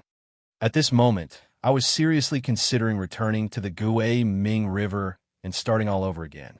To tell you the truth, we're all relieved. You're obviously more suitable for our team. Normal people won't last long in our team. Betty's words caused everyone to nod in agreement. However, I wanted to cry, but had no tears. I'm clearly a normal person. The king of gentlemen, shut up. Since the introductions were over, according to the unspoken rules of adventurers, the next step was to find a simple quest to improve our teamwork. Actual combat would be more convincing than any words. The Wood Spirit's major operation was scheduled for 3 days later. This didn't affect the simple hunting quests. I casually accepted a quest called 100 Corpse Ghouls with Venomous Fangs from the Forest of Dreams. I then rode a black carriage that cost 2 silver coins per kilometer and left the Forest of Dreams. Corpse ghouls were undead-type undead that were slightly stronger than zombies. They looked like skinnier and uglier zombies. They didn't have much strength, but they were rather agile. Their teeth and claws contained poison. If one accidentally died to a corpse ghoul, there was a high chance that they would transform into another corpse ghoul. Corpse ghouls were all capable of using other corpses to strengthen themselves. The name corpse ghouls indicated part of their habits. These ghouls were highly aggressive, had a sharp nose, and were skilled at ambushes and ambushes. All 6 major undead planes were open to the public. These bloodthirsty creatures smelled the scent of the living, and many swarmed over. Corpse ghouls were quite common around the Forest of Dreams. Soon, we found a group of corpse ghouls on a hill. There seemed to be more than 10 of them, and the strongest seemed to be a corpse ghoul king. I had already asked around, and the members of this strange team were all quite strong. They were all at least silver rank. A normal corpse ghoul would be easily taken care of by a bronze warrior, and the corpse ghoul king was only at the top silver rank, so it shouldn't be too difficult. For the holy light, in order to act like a typical holy knight who hated the undead and redeem my image, I let out my habitual battle cry and was the first to charge. And then I returned at an even faster speed. At that moment, I instantly understood why this team had been unable to find any meat shields. Solinar and Betty were both support members at the back. Basically, they were just there to watch the show. Mary, who was an archer, wouldn't be on the front lines either. According to the unspoken rules of adventurers, it was possible for technical thieves to not participate in battle. The end result was that I was the only one charging. Although the corpse ghoul's venomous fangs and claws were venomous, I had an epic-ranked shield, Omdaroken's Wall of Size, so of course I wouldn't be afraid. The ones who made me turn around and run were my teammates. You must have been sent by the enemy to mess with me. Did you really not kill off your last teammate? Mary's longbow was specially made from ironwood. This type of wood was native to the Hungwan mountain range and was as hard as iron. A wooden sword made from ironwood could be used as a real sword. However, if it was made into a bow, it would be impossible for an ordinary person to pull it. However, Mary was a 100-year-old dwarf warrior. Her brute strength was in no way inferior to that of a professional warrior. Her bow, which should have been swift and nimble, transformed into a boom. Boom, boom, boom. Not only did the arrow fly right past my face, it also felt like the Grim Reaper could descend upon me at any moment. If I had lowered my head just a little bit slower, I would probably be bald right now. Meanwhile, on the other side, the Corpse Ghoul King and our technical thief, Ah-Jin, were engaged in a fierce battle. Technical thieves couldn't fight? Had you ever seen a technical thief who wielded a greatsword? Had you ever seen a technical thief who hacked a Corpse Ghoul King into pieces? Ah-Jin even went berserk. Judging from his bulging muscles and the whites of his eyes, this was a high-level, complete berserk. This meant that not only did Ah-Jin's strength increase exponentially, he also transformed into a killing machine that didn't feel any pain or reason. In just 2 attacks, only the upper body of the Corpse Ghoul King remained. Judging from how Ah-Jin was still drooling as he stared at me, I was now his greatest threat. Hurry and run, Brother Roland. Ah-Jin is afraid of blood. The moment he sees blood, he instinctively goes berserk and won't recognize anyone. All right then, I finally understood why Ah-Jin didn't choose his job class as a warrior. Complete berserk was his final trump card. Since he couldn't even control himself, wouldn't that mean that he would kill everyone on the battlefield? You professional scammers. You're scamming me. Chapter 326. Asalivus. In the undead language, it referred to Aso's eternal rest. And now, this was the name of a new city. Ever since a large number of undead descended from the 6 main planes, the 6 pillars of light, which were strategic locations of the Forest of Dreams, were under heavy protection. What sort of protection could possibly compare to an impregnable fortress city? And so, under the undead emperor's command, a new city was constructed. This city faced the Forest of Dreams from far away, yet strangely coexisted peacefully. The Forest of Dreams and Asalivis, Nitrain City, and the Frontlines Tombstone City. Apart from the small skirmishes by the adventurers, it could be said that the eastern battlefront was peaceful. But at the same time, the western battlefront was in a heated tug-of-war. Asalivis was the largest city in terms of dimensional teleportation, as well as the headquarters of the 6 major undead planes in the world of He. Although the undead emperors were still unable to descend upon Asalivis, the undead emperors didn't care about the costs involved. Thus, myth and saint-ranked undead lords were quite common. With the support of the dimensional doors, even ordinary semi-gods wouldn't be able to do anything to them. And the first city lord of Asalivis was Davi Soko, a demonic ghost lord from the Desecration Plane. Although demonic ghosts were the evolved version of corpse eaters, they still weren't considered high-level undead. Compared to their distant relatives, demonic ghosts' venom and stench were far deadlier. But due to their ugly appearance and bloodthirsty nature, demonic ghosts weren't well received even in the undead country. Davi had been able to become an undead lord despite being a low-level undead. Then the undead emperors had entrusted him with the important task of Asalivis, which meant many things about Davi. Davi's slyness and intelligence made him famous right after he became a high-level undead, an undead that's most similar to Emperor Aso's slyness. This was the best description of Aso's personality. If any other undead emperor had been compared to a lowly low-level demonic ghost, that undead emperor would likely have been furious and might even have directly destroyed the undead emperor out of anger. However, Aso only laughed out loud when he heard this, and he really did accept Aso as his disciple. Davy didn't disappoint his grateful colleagues. Under Aso's tutelage, Davy managed to progress step by step from high level to myth rank. And now, the undead emperors had entrusted Asalivis to him. Apart from their trust in his personal abilities, it was also because of Aso's friendship with Aso. Asalivis did an excellent job after he took office. He managed Asalivis quite well, and a total of 6 levels of the city had been constructed. The outer 3 levels were all made up of low-level undead, with mid-level undead scattered throughout. The high-level undead in the inner city were just as prosperous as the human capital. But no matter which area it was, there would always be a large number of soul-summoning towers.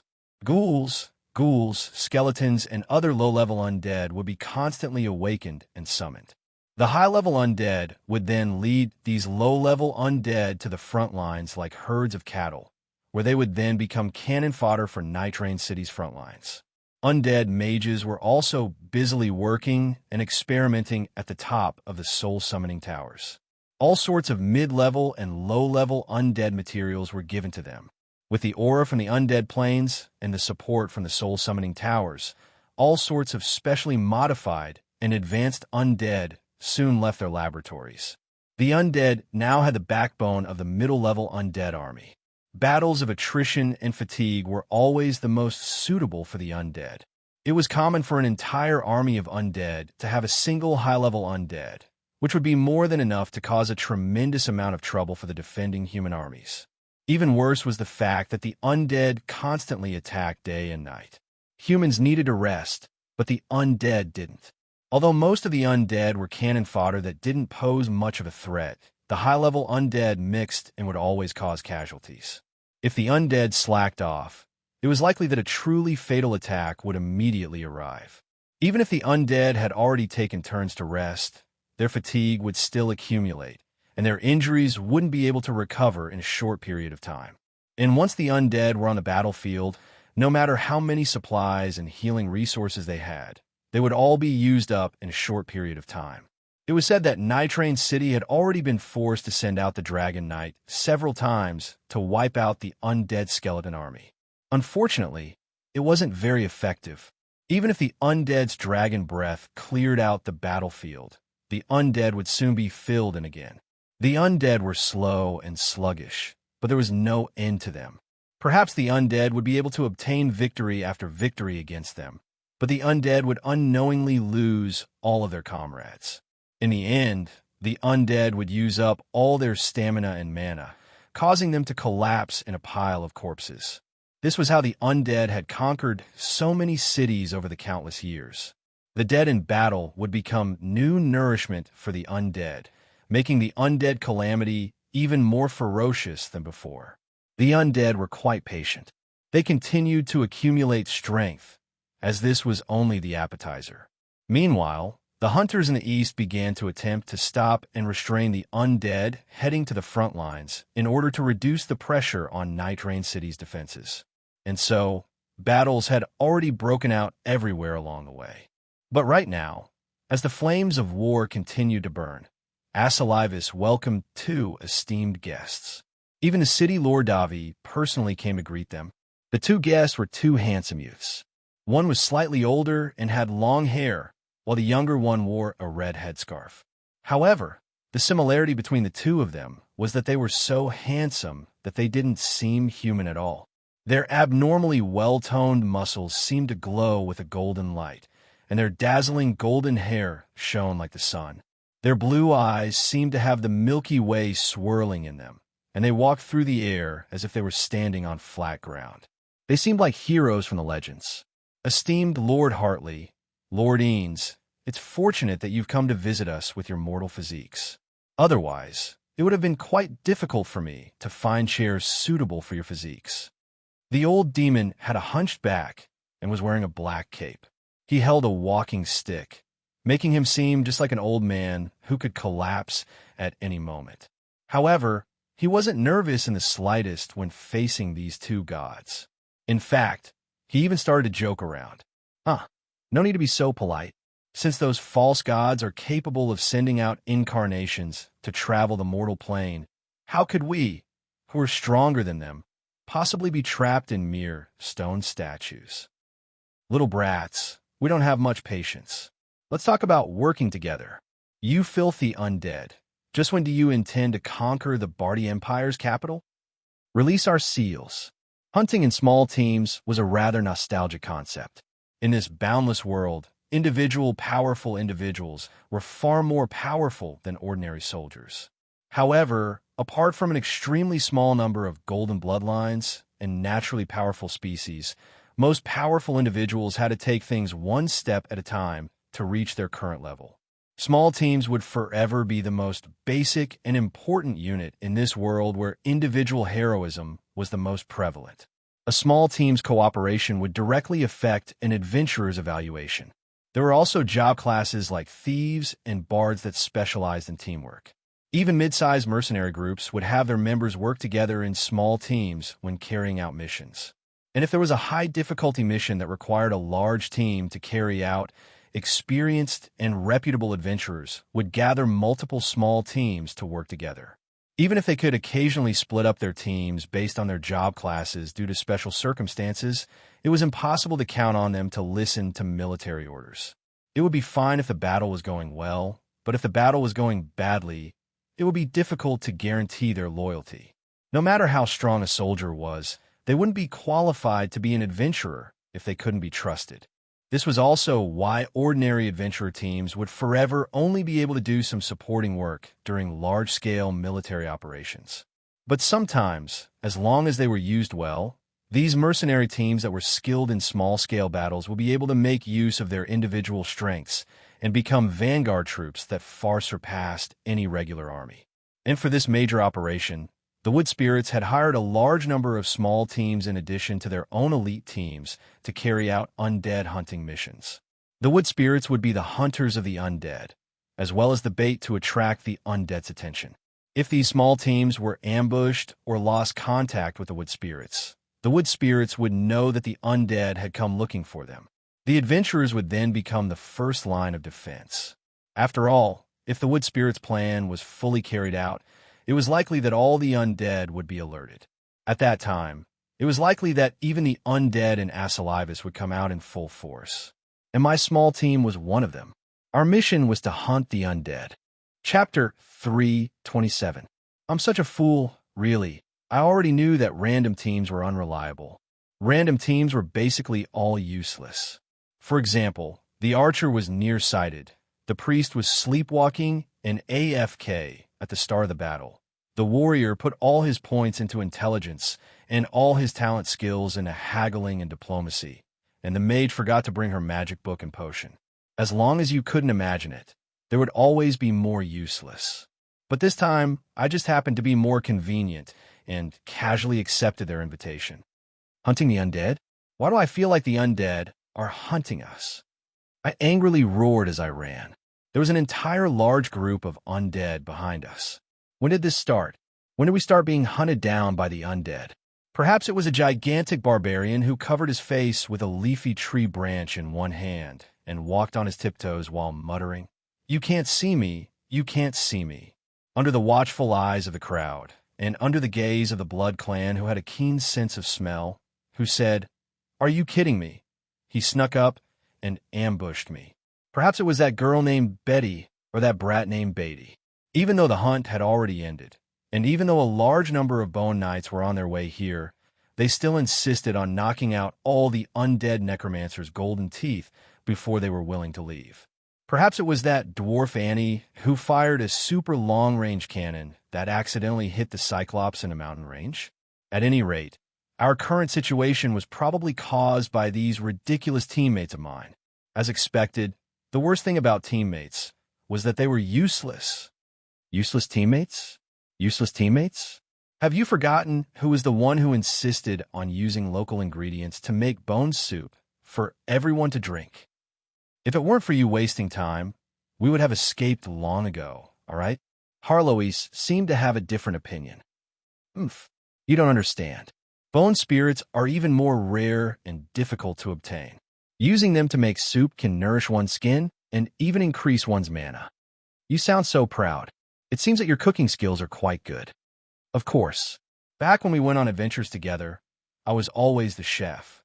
The most important thing when going on an adventure is to have a good chef. Otherwise, no matter if you're semi-god or myth-ranked, you'll still have to starve when you need to. Even if you don't starve yourself, it'll still be quite disgusting. Look at me. After eating 2 seasoning buns, not only did the bone spirit's poison disappear, I didn't even have the fishy smell. Harlois, didn't you drink 2 bowls of it yourself? Indeed, it's very tasty. But why didn't you tell us first that it actually has a sleeping effect? You made us sleep until we were surrounded. Haha, didn't I forget? It can increase magic power, and the principle is to improve the concentration of meditation. Isn't meditation the same as falling asleep? Naturally, it has some sleeping effects. The silly cat kept glaring at me with a displeased expression. Fine then, I admit that I was slightly responsible for the troops chasing after me, but at the very least I wasn't completely responsible, nor was it the main responsibility.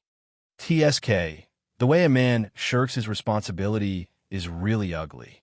Looking back, there were no longer any low-level skeletons, zombies, or mummies that were slow.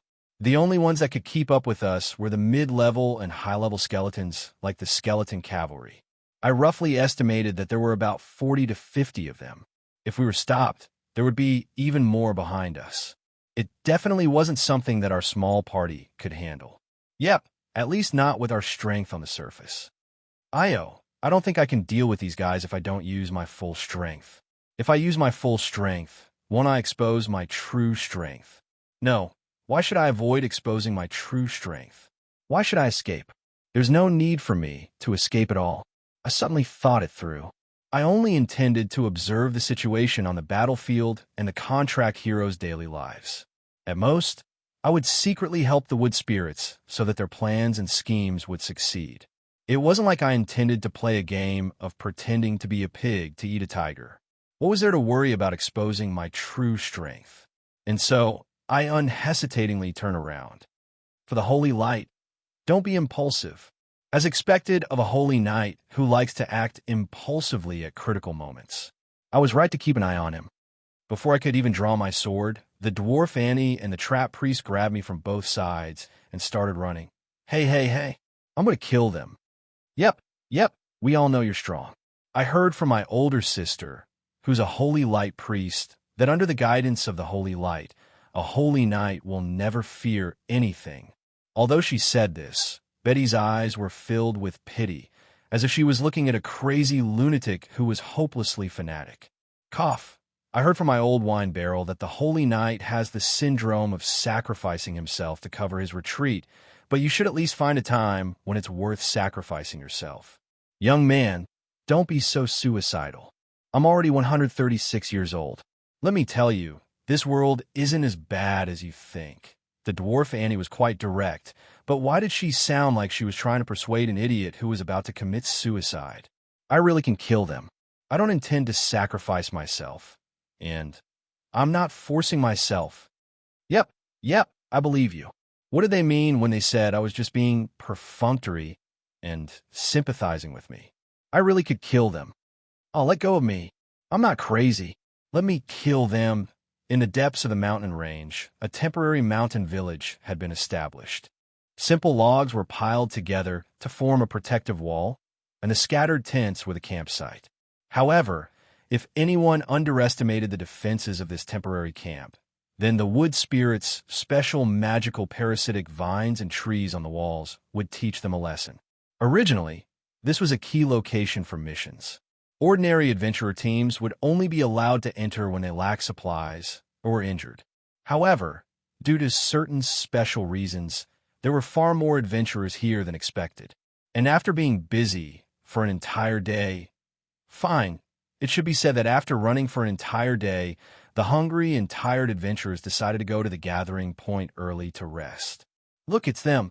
Damn it, we had to run for an entire 3 hours. You guys are lucky. The Shield of Glory just killed a high-level abomination and didn't even get the spoils of war to prove their victory.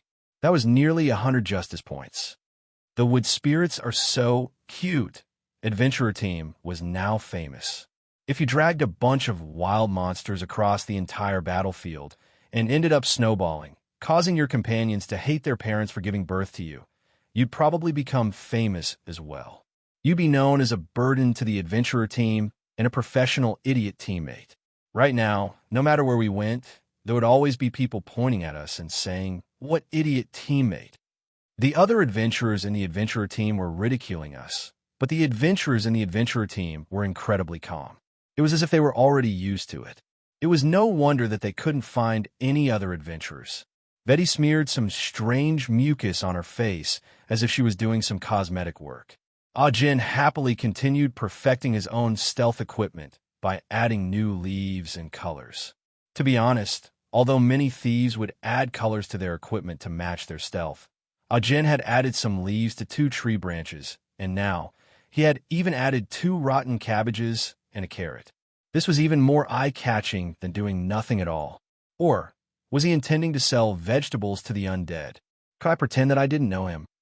I really didn't know him. As for the dwarf girl, she was only a little over 100 years old. How could she be considered an Annie? If she was an Annie, then what was I, who was a little over 300 years old? Grandpa? Cough. Getting back to the main topic, this merry girl had inherited the dwarven tradition. After drinking 3 cups of wine, she was already dancing in high spirits. Of course, the dance of a dwarf Annie. From afar, it looked like a dancing barrel of wine. Judging from how these 3 dwarves treated everyone's mocking gazes as if they didn't exist, this wasn't the first time they had done this. This meant that they had made many people suffer in the past, so they were used to ignoring other people's condescension. The only normal person in the adventurer team, the handsome bard, was in high spirits as he turned today's events into a pub song, playing and singing. Of course, art originated from life, so it was completely understandable that the plot in the story would be different from reality. Making the main character look good was something every author needed to learn. However, it's understandable that he killed a group of skeletons and leveled up into a group of ghouls. Even though he was clearly just a corpse lich and was viewed as a semi-god mummy, it's still understandable that he was seeing things. But after being chased for an entire afternoon, he actually managed to stall an undead lord's army for 3 days and 3 nights. In a bitter battle, he even managed to kill off a myth-ranked lich who was leading the undead army. Not only that, he even managed to save the damsel in distress and the princess. Isn't this too ridiculous and shameless? Isn't this completely illogical?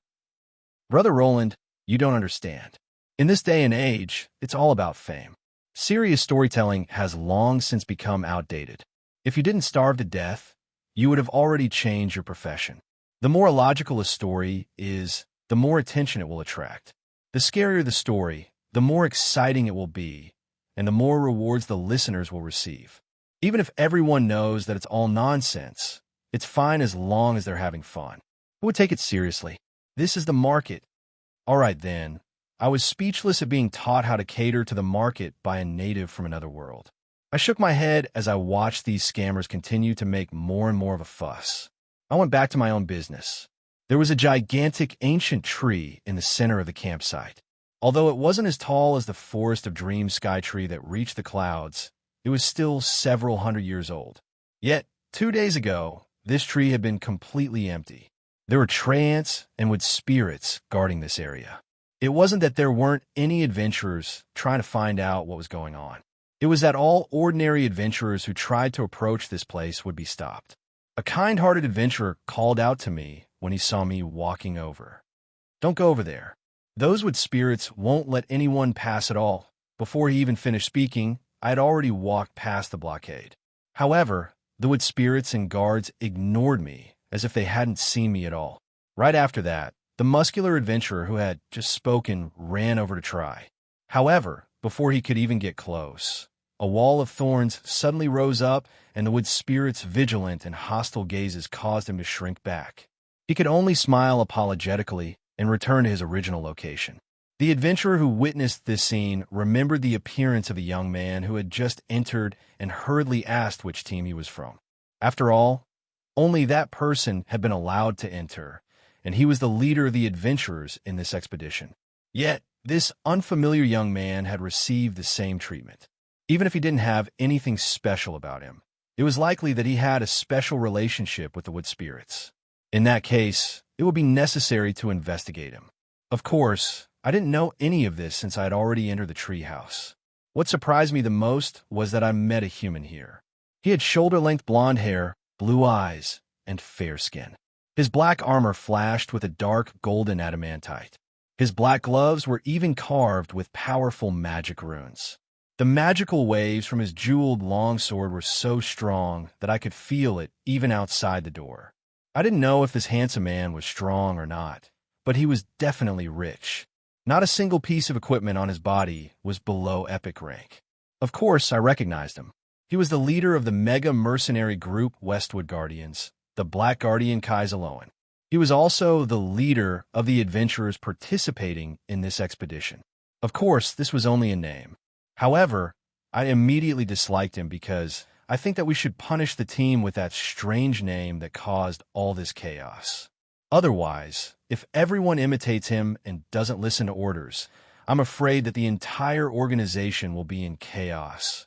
In the hall, the 3 virtues were present, but only Samantha was in charge.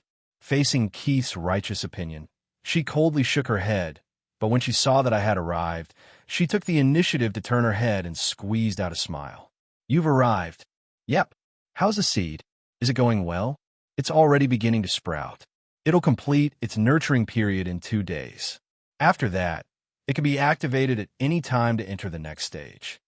Kai's had an astonished expression. He was also astonished to see another human in this core region. However, I didn't intend to talk to him. I approached the core region of the main hall. The tree's heart was trembling slightly, as if it was a living creature's heart. Underneath it, a tremendous amount of life energy was accumulating. The moment it exploded, it would be as unstoppable as a volcano eruption. The seed of the Forest of Dreams was also the hope of the wood spirits. When this seed sprouted, the sky-covering sky tree would be uprooted from the ground, and the new Forest of Dreams would gradually grow. Amelia, who was in a deep slumber, would also have a new domain. Although the seed needed support from its mother, the roots of the Forest of Dreams had already arrived here 10 days ago. This sky-covering tree was actually only a part of the roots. Once the disguise was torn off, the new Forest of Dreams would swiftly take shape, and Amelia would become even stronger. She would also obtain new nutrients and new territory. This was obviously not what the undead wanted to see. In order for Amelia's dimensional will to descend, the seed needed to germinate to a certain degree. This would require time. The spreading wildfire in the grasslands could only be extinguished at the very beginning. The undead weren't blind. When the dimensional will expanded its domain, the entire natural laws of the world would be affected. This would make the dimensional will at its weakest period a target for its enemies. It was obvious that as long as the seed was allowed to germinate, the undead would definitely take action. At that time, there would definitely be a fierce battle to be fought. And since there would be a battle sooner or later, it would naturally be best to fight before more high-level undead arrived. The Wood Spirit's judgment was correct. I also hoped that the Forest of Dreams domain would expand, so that Amelia would wake up sooner. Since Samantha said that the seed was fine, I nodded and didn't ask any more questions. It would be better to leave this to the experts. You are? Kai's asked his own question. He felt that the person before him was quite familiar, but he couldn't remember where he had seen her before. Who am I? You don't even recognize the person you're punishing? Chapter 328. As long as there was money to be made, there would be gnomes, the goddess of wealth's merchant guild. Fine, there wasn't much of a difference between the two. Either way, as long as there was money to be made, they would be almost everywhere. The goddess of wealth, Baena, was a goddess who focused on wealth and business. However, the biggest difference between her and other churches was that all her priests would be merchants as well. In fact, many of them were even merchants who changed careers. The goddess of wealth loved successful merchants who could make money. She especially appreciated new business models and markets, and viewed them as important criteria for obtaining her divine favor. Any successful business would be an extension and explanation of her teachings. Not only would selling holy water, healing potions, and other such common services be ignored, but every goddess of wealth's priest bag would be a department store. Everything could be found there.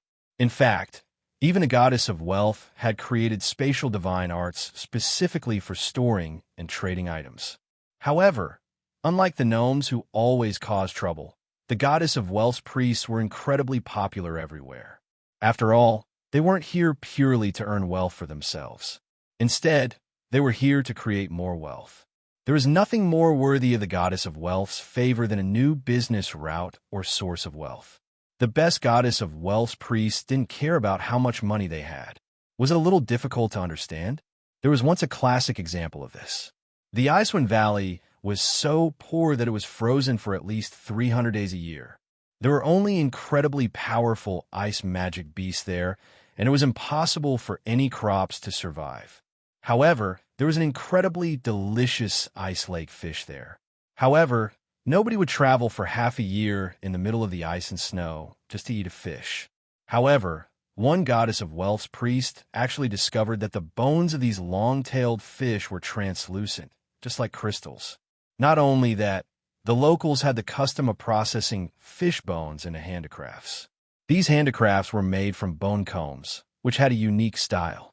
It was said that using these combs to comb one's hair for a long time would even be beneficial to one's hair and neck.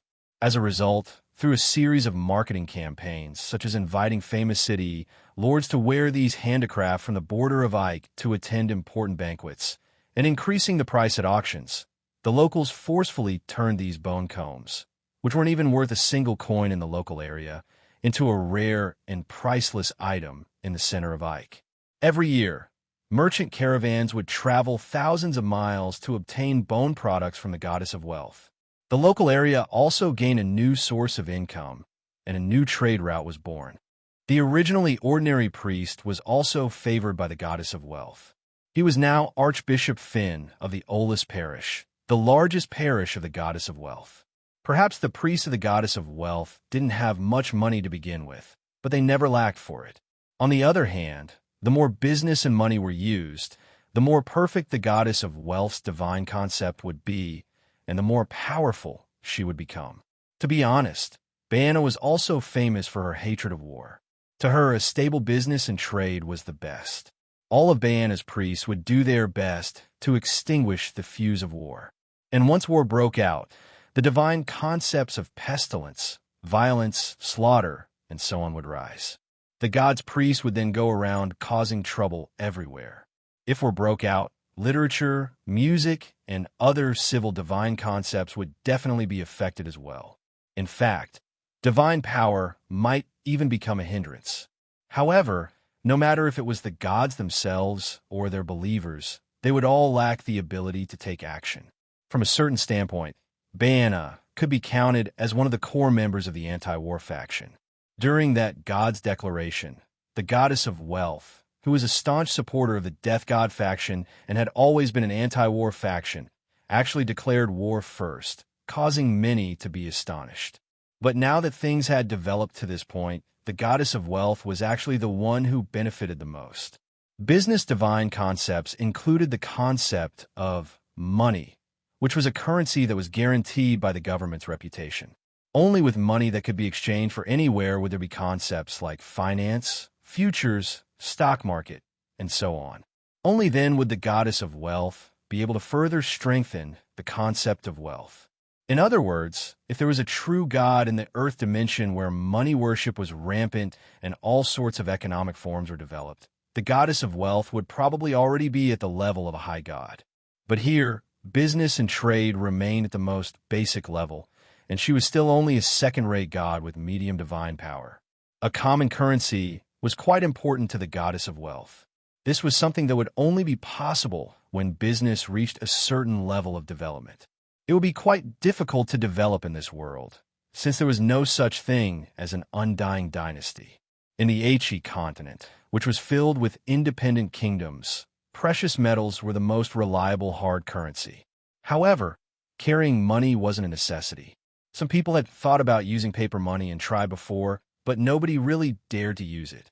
Even if some kingdoms tried to forcefully use paper money, it would either be used in an extremely small area or the kingdom's credit would go bankrupt, leading to a pitiful end.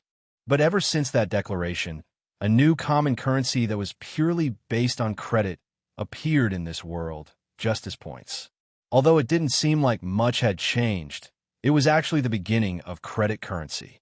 That was because without a true God's guarantee, this currency would definitely be worthless. This was a classic example of virtual currency. The natural laws of the world changed because of this. Baena, who had mastered the art of justice point exchange, even created several unique divine arts that allowed her high-level priests to act as wartime shops that provided all sorts of items for exchange. This miracle helped her obtain even more faith, gratitude, and fame. What followed was a steady increase in her divine power.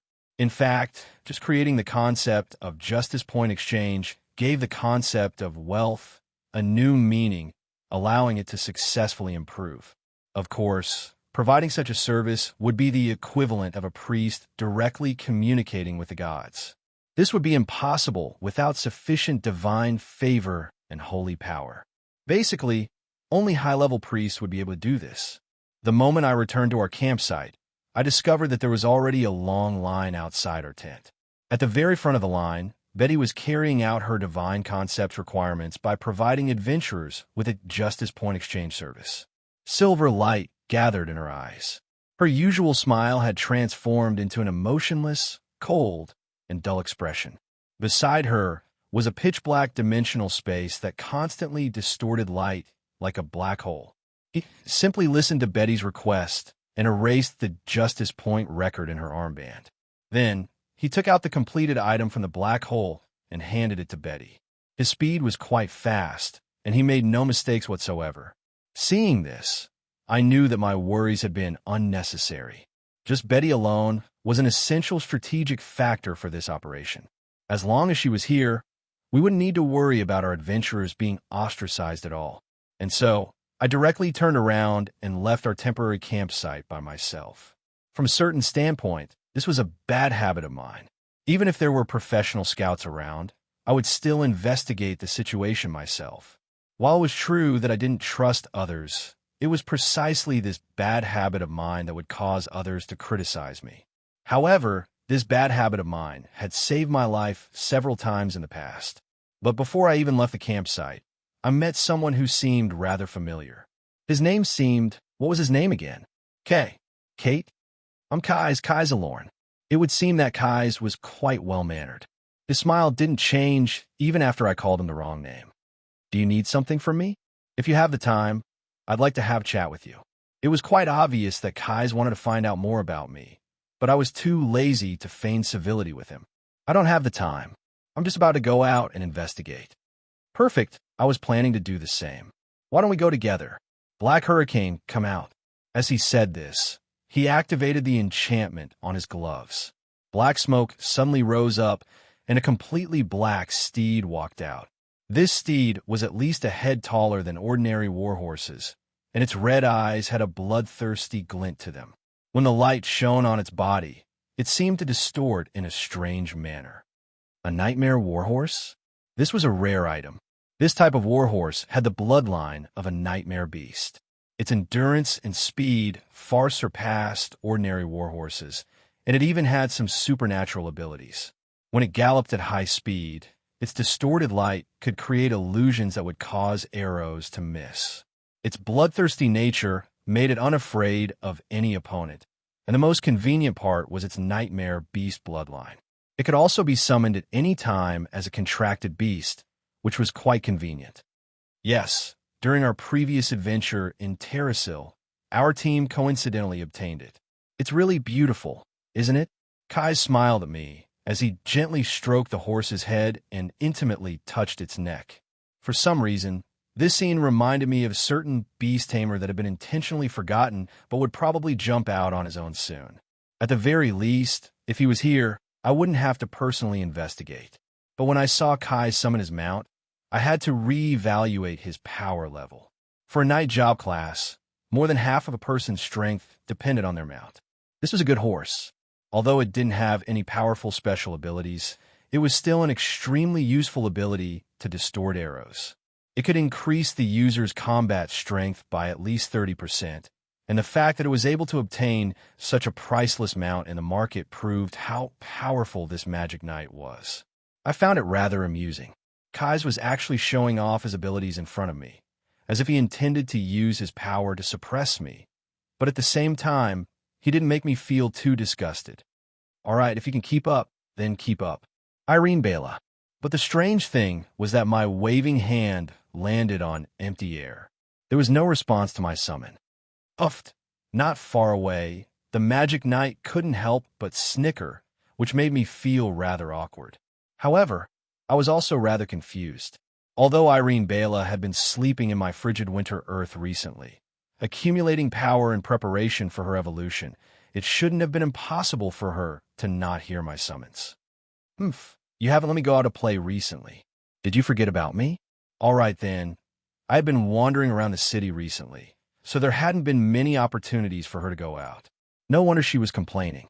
I'm sorry. I'll remember to take you out for regular walks in the future. For some reason, I recalled that Bao had been acting like this when she was throwing a tantrum when I hadn't gone on walks for a while. How insincere. Weren't you forcing me to use my trump card? Did you think that I didn't know what you wanted? Strawberry ice, banana ice, 10 people's worth, 1 month, and I'll make sure you eat your fill.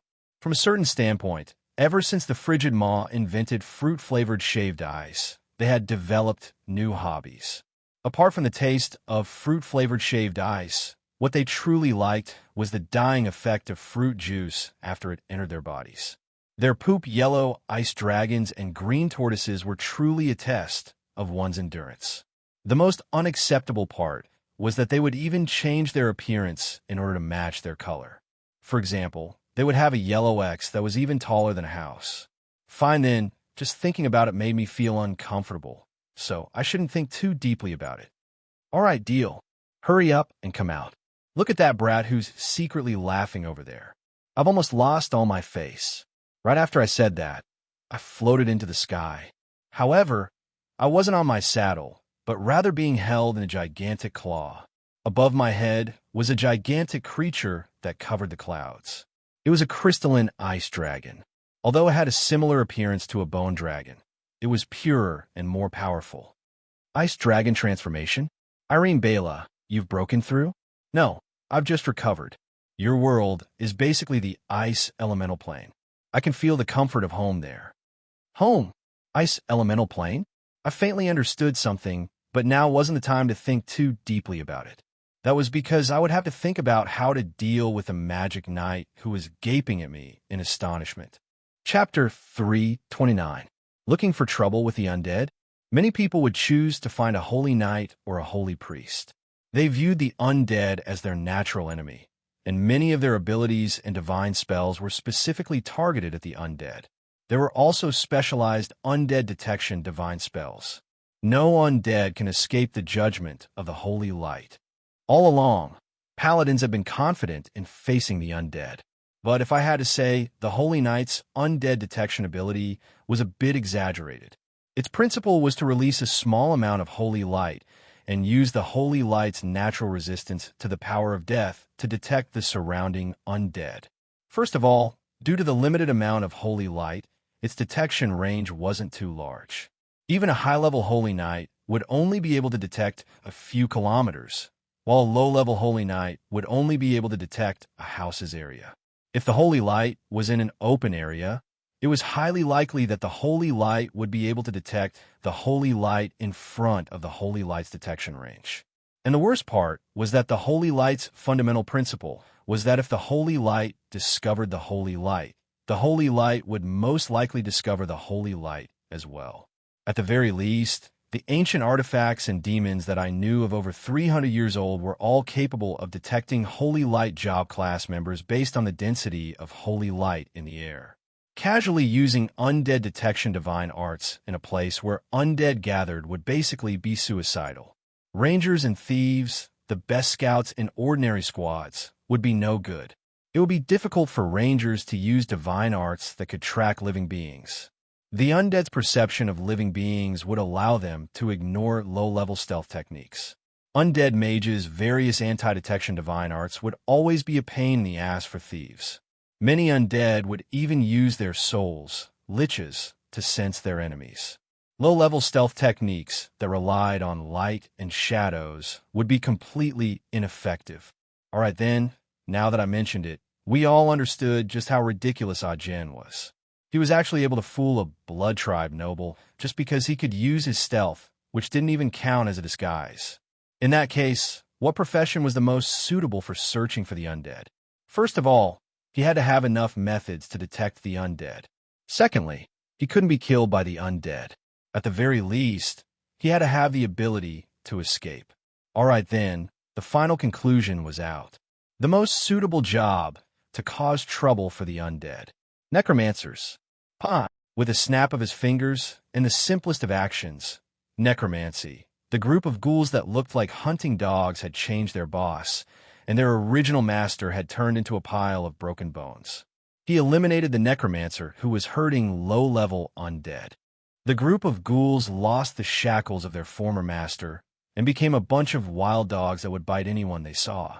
As long as they were branded with my soul imprint, they would naturally become my puppets. I closed my eyes and ignored the aura of death in my mind. Compared to the Holy Knight's ability to detect the undead, an undead mage's innate ability to sense the power of death was the most effective method of detection. Without this, how would an undead mage be able to find the undead in corpses? There's another squad about 3 kilometers ahead. The leader seems to be a black knight. I casually shook the black cloak off the unlucky Lich's body before draping it over my own body. It seems that there are quite a lot of prey. I guess I'll be very busy today. A murky aura of death rose from my body. While I covered my face, I constantly adjusted the strength of the aura of death until my entire body appeared and disappeared in the black mist. At this moment, to the Holy Knight and the undead mage's undead sense, I was just a lich who had just become a high-level undead. As for why I wasn't a lich, I was here to hunt, not to become prey. If even the weakest lich here was a legend-rank lich, then the wood spirits would definitely send out a hunting squad to wipe him out. And even among the powerful undead lords, every single lich would be a famous individual. It was highly likely that anyone who tried to impersonate a lich would be exposed. Rex's skull would have been exposed long ago. All right then, by now, they had probably already guessed what I intended to do. My old job of organizing the undead calamity.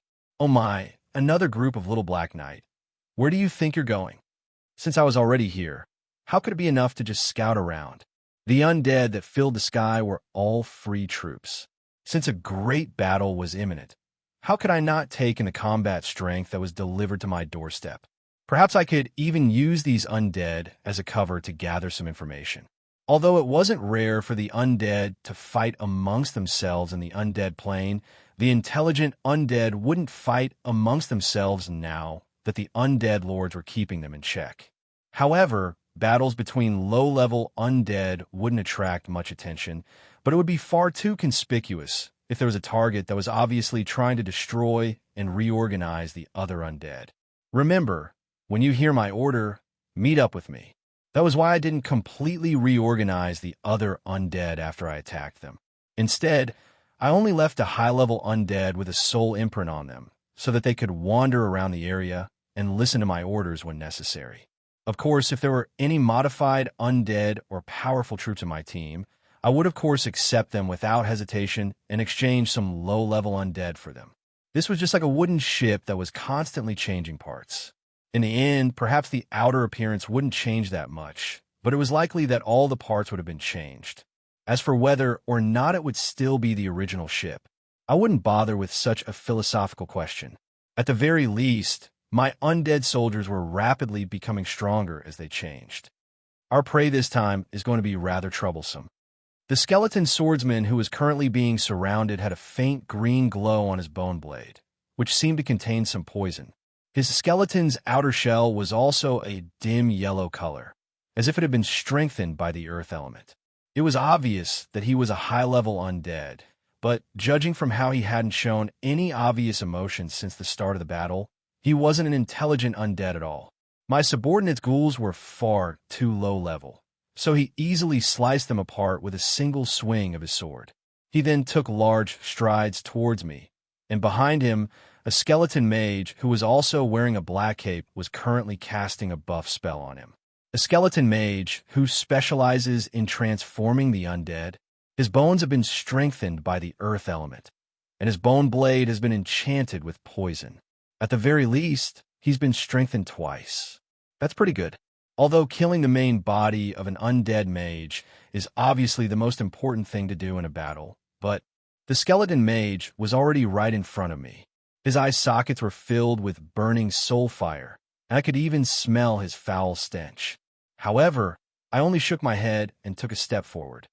You'd be too foolish to come after me. Charge!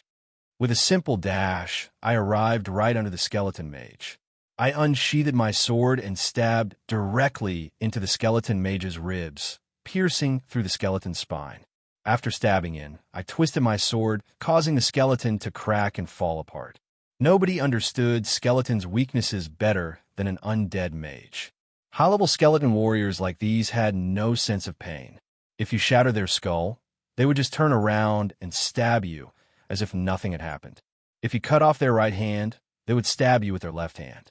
However, the weakest part of these bones that had been pieced together would always be their joints. As long as their spine was broken, they wouldn't even be able to stand up. What happened next was even simpler. The skeleton mage was extremely smart, seeing that his greatest trump card couldn't even withstand a single attack from me. Not only did he quickly tell me his mission, he even signed the strictest soul contract with me. And so, I took control of that skeleton warrior, repaired it, and added it to my personal guard.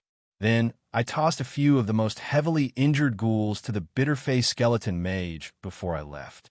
This was only a microcosm of what I was currently doing. While the sun was still setting, the dozen or so patrol squads and undead transport squads around the Wendy's mountain range where the camp was located had all become my subordinates.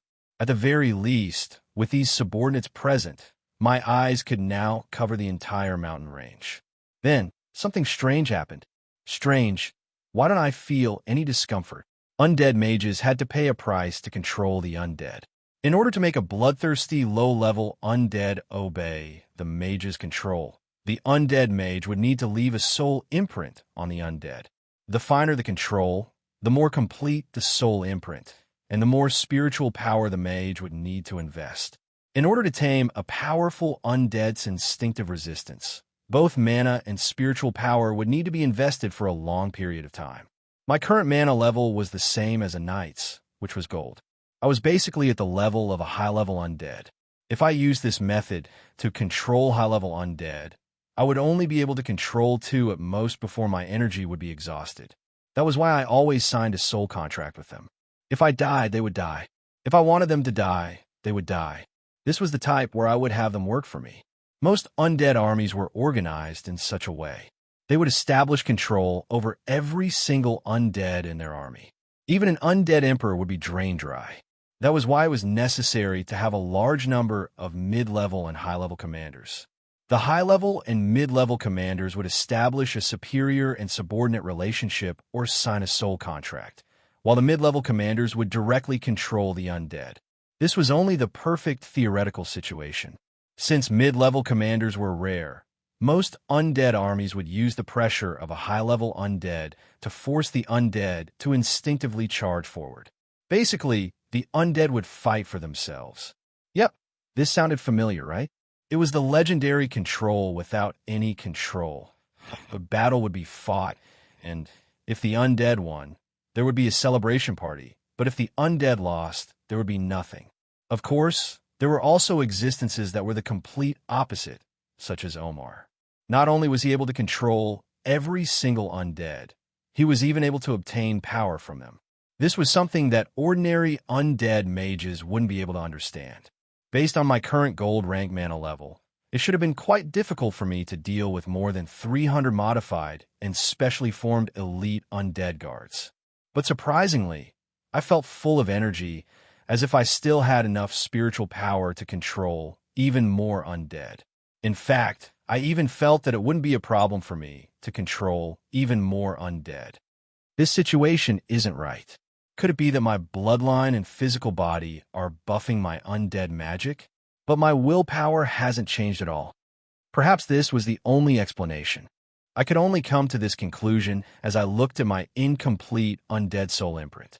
Spiritual power was an additional stat that came with the soul. And on my system's interface, the only stat that was related to the soul was willpower. Willpower was also the stat that changed the least in my many reincarnations. Although it would increase a little every time I reincarnated, it would also decrease a little when I died. It was basically the same. Willpower was an incredibly important stat for Holy Light job class members. Only a sufficiently resilient soul would be able to communicate with the gods, and only then would they be able to withstand more divine power and divine favor without exploding. And for mages, only when fighting against an enemy's illusion magic would a strong soul and strong willpower be of some use. Perhaps a higher willpower could slightly increase the recovery speed of mana overdraft, but no one would overdraft their own mana and mental strength for no reason. Perhaps willpower could allow a necromancer to control more undead at the same time, but the increase was so small that even the necromancer themselves might have overlooked it. System. If I didn't understand, I should have asked. How was I supposed to improve myself if I didn't even understand my own body's condition? Their bloodline is part of the mountain tribe's royalty. From a certain standpoint, they're of the same species as Ale, as well as the same species as the great immemorial devils. As the earliest users of undead magic, they are indeed quite talented in undead magic. Congratulations for discovering your own hidden racial talent. Whispers of the great immemorial devils. You have a natural affinity for undead magic, contract magic, and curse magic. You will definitely not be devoured by them. System notification. This is a hidden passive ability of your bloodline. It is impossible to analyze its specific effects. Hidden racial talents won't be notified before they are discovered. After obtaining this body, I didn't have any spare time to research undead magic. I also seem to have missed the opportunity to research my own bloodline. My Arbiter bloodline can even surpass the Titan Giants. Since it's a double diamond bloodline that far surpasses the dragons and Titan Giants, it definitely contains more secrets than what I've shown so far. It would seem that I've overlooked many things. My job class was going to enter the legend rank, and I needed to repair my other 3 soul imprints. That wouldn't be something that could be done in a short period of time. Perhaps it would be easier to see results if I focused on discovering my own natural talents and potential. After 2 years of growth This new physical body of mine seemed to have more potential to be discovered. I have nothing to do anyway. Since I still have some mental strength left, why don't I try making something? For example, that frost lich that was created by combining frost magic and necromancer. It just so happens that there are so many test subjects here. Just as I was looking at my new subordinate with ill intentions, a hoarse voice that originated from an undead soul spoke up in my ear. It was the skeleton mage that I had just taken in not long ago. Master, a human gave me a letter and told me to give it to the higher-ups of the undead. Judging from the token he gave me, he should be one of us, undead. A traitor?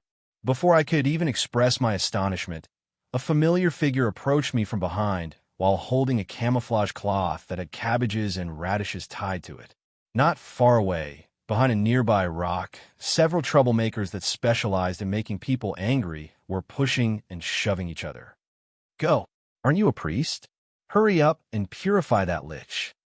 Purifying undead is a holy light priest job. I'm a priest of the goddess of wealth, and my job is to make money. How about you go first? Actually, I used to be an excellent adventurer as well, but 3 minutes ago, I took an arrow to the knee. A small magic spell caused the wind to transmit their words to me. Meanwhile, that large fellow that was stealthily continued to slowly and steadily approach me. 1 centimeter, 2 centimeters, 1 centimeter, 2 centimeters. No, look, they're all high-level undead. Since he's able to simultaneously control so many high-level undead, he's definitely no ordinary undead. Perhaps he's a lich. Finally, someone pointed out the crux of the problem. However, this hadn't been a problem from the very start. None of them were newbies, so they naturally recognized their opponents. However, a strong opponent equaled rich rewards. They were simply pushing and shoving and hoping that someone would lead the charge and attract the enemy's firepower. Normally, this would be the job of a holy knight or warrior. However, it was evident that this group was all at the back. I couldn't listen to this any longer, but Betty suddenly exclaimed in surprise. Damn it, where's Ajin? Damn it, he's over there. Don't! Hurry up and come back. My teammates in the distance did their best to silently convince the impulsive barbarian to come back, so Ajin responded in a small voice. Don't worry, this guy's asleep. All right then, where should I start commenting? Should I start with the barbarian's belief that the undead would actually fall asleep? Or should I start with the barbarian's whispers that shook the entire forest? That deafening subwoofer battle roar shocked even me. However, the most important thing right now was to stop laughing. Otherwise, it would be impossible to stop laughing. Wait a moment. Let me recall how I should speak at a time like this. Living, since you dare to enter our territory, have you already prepared to pay the toll? I mean, hand over your own soul?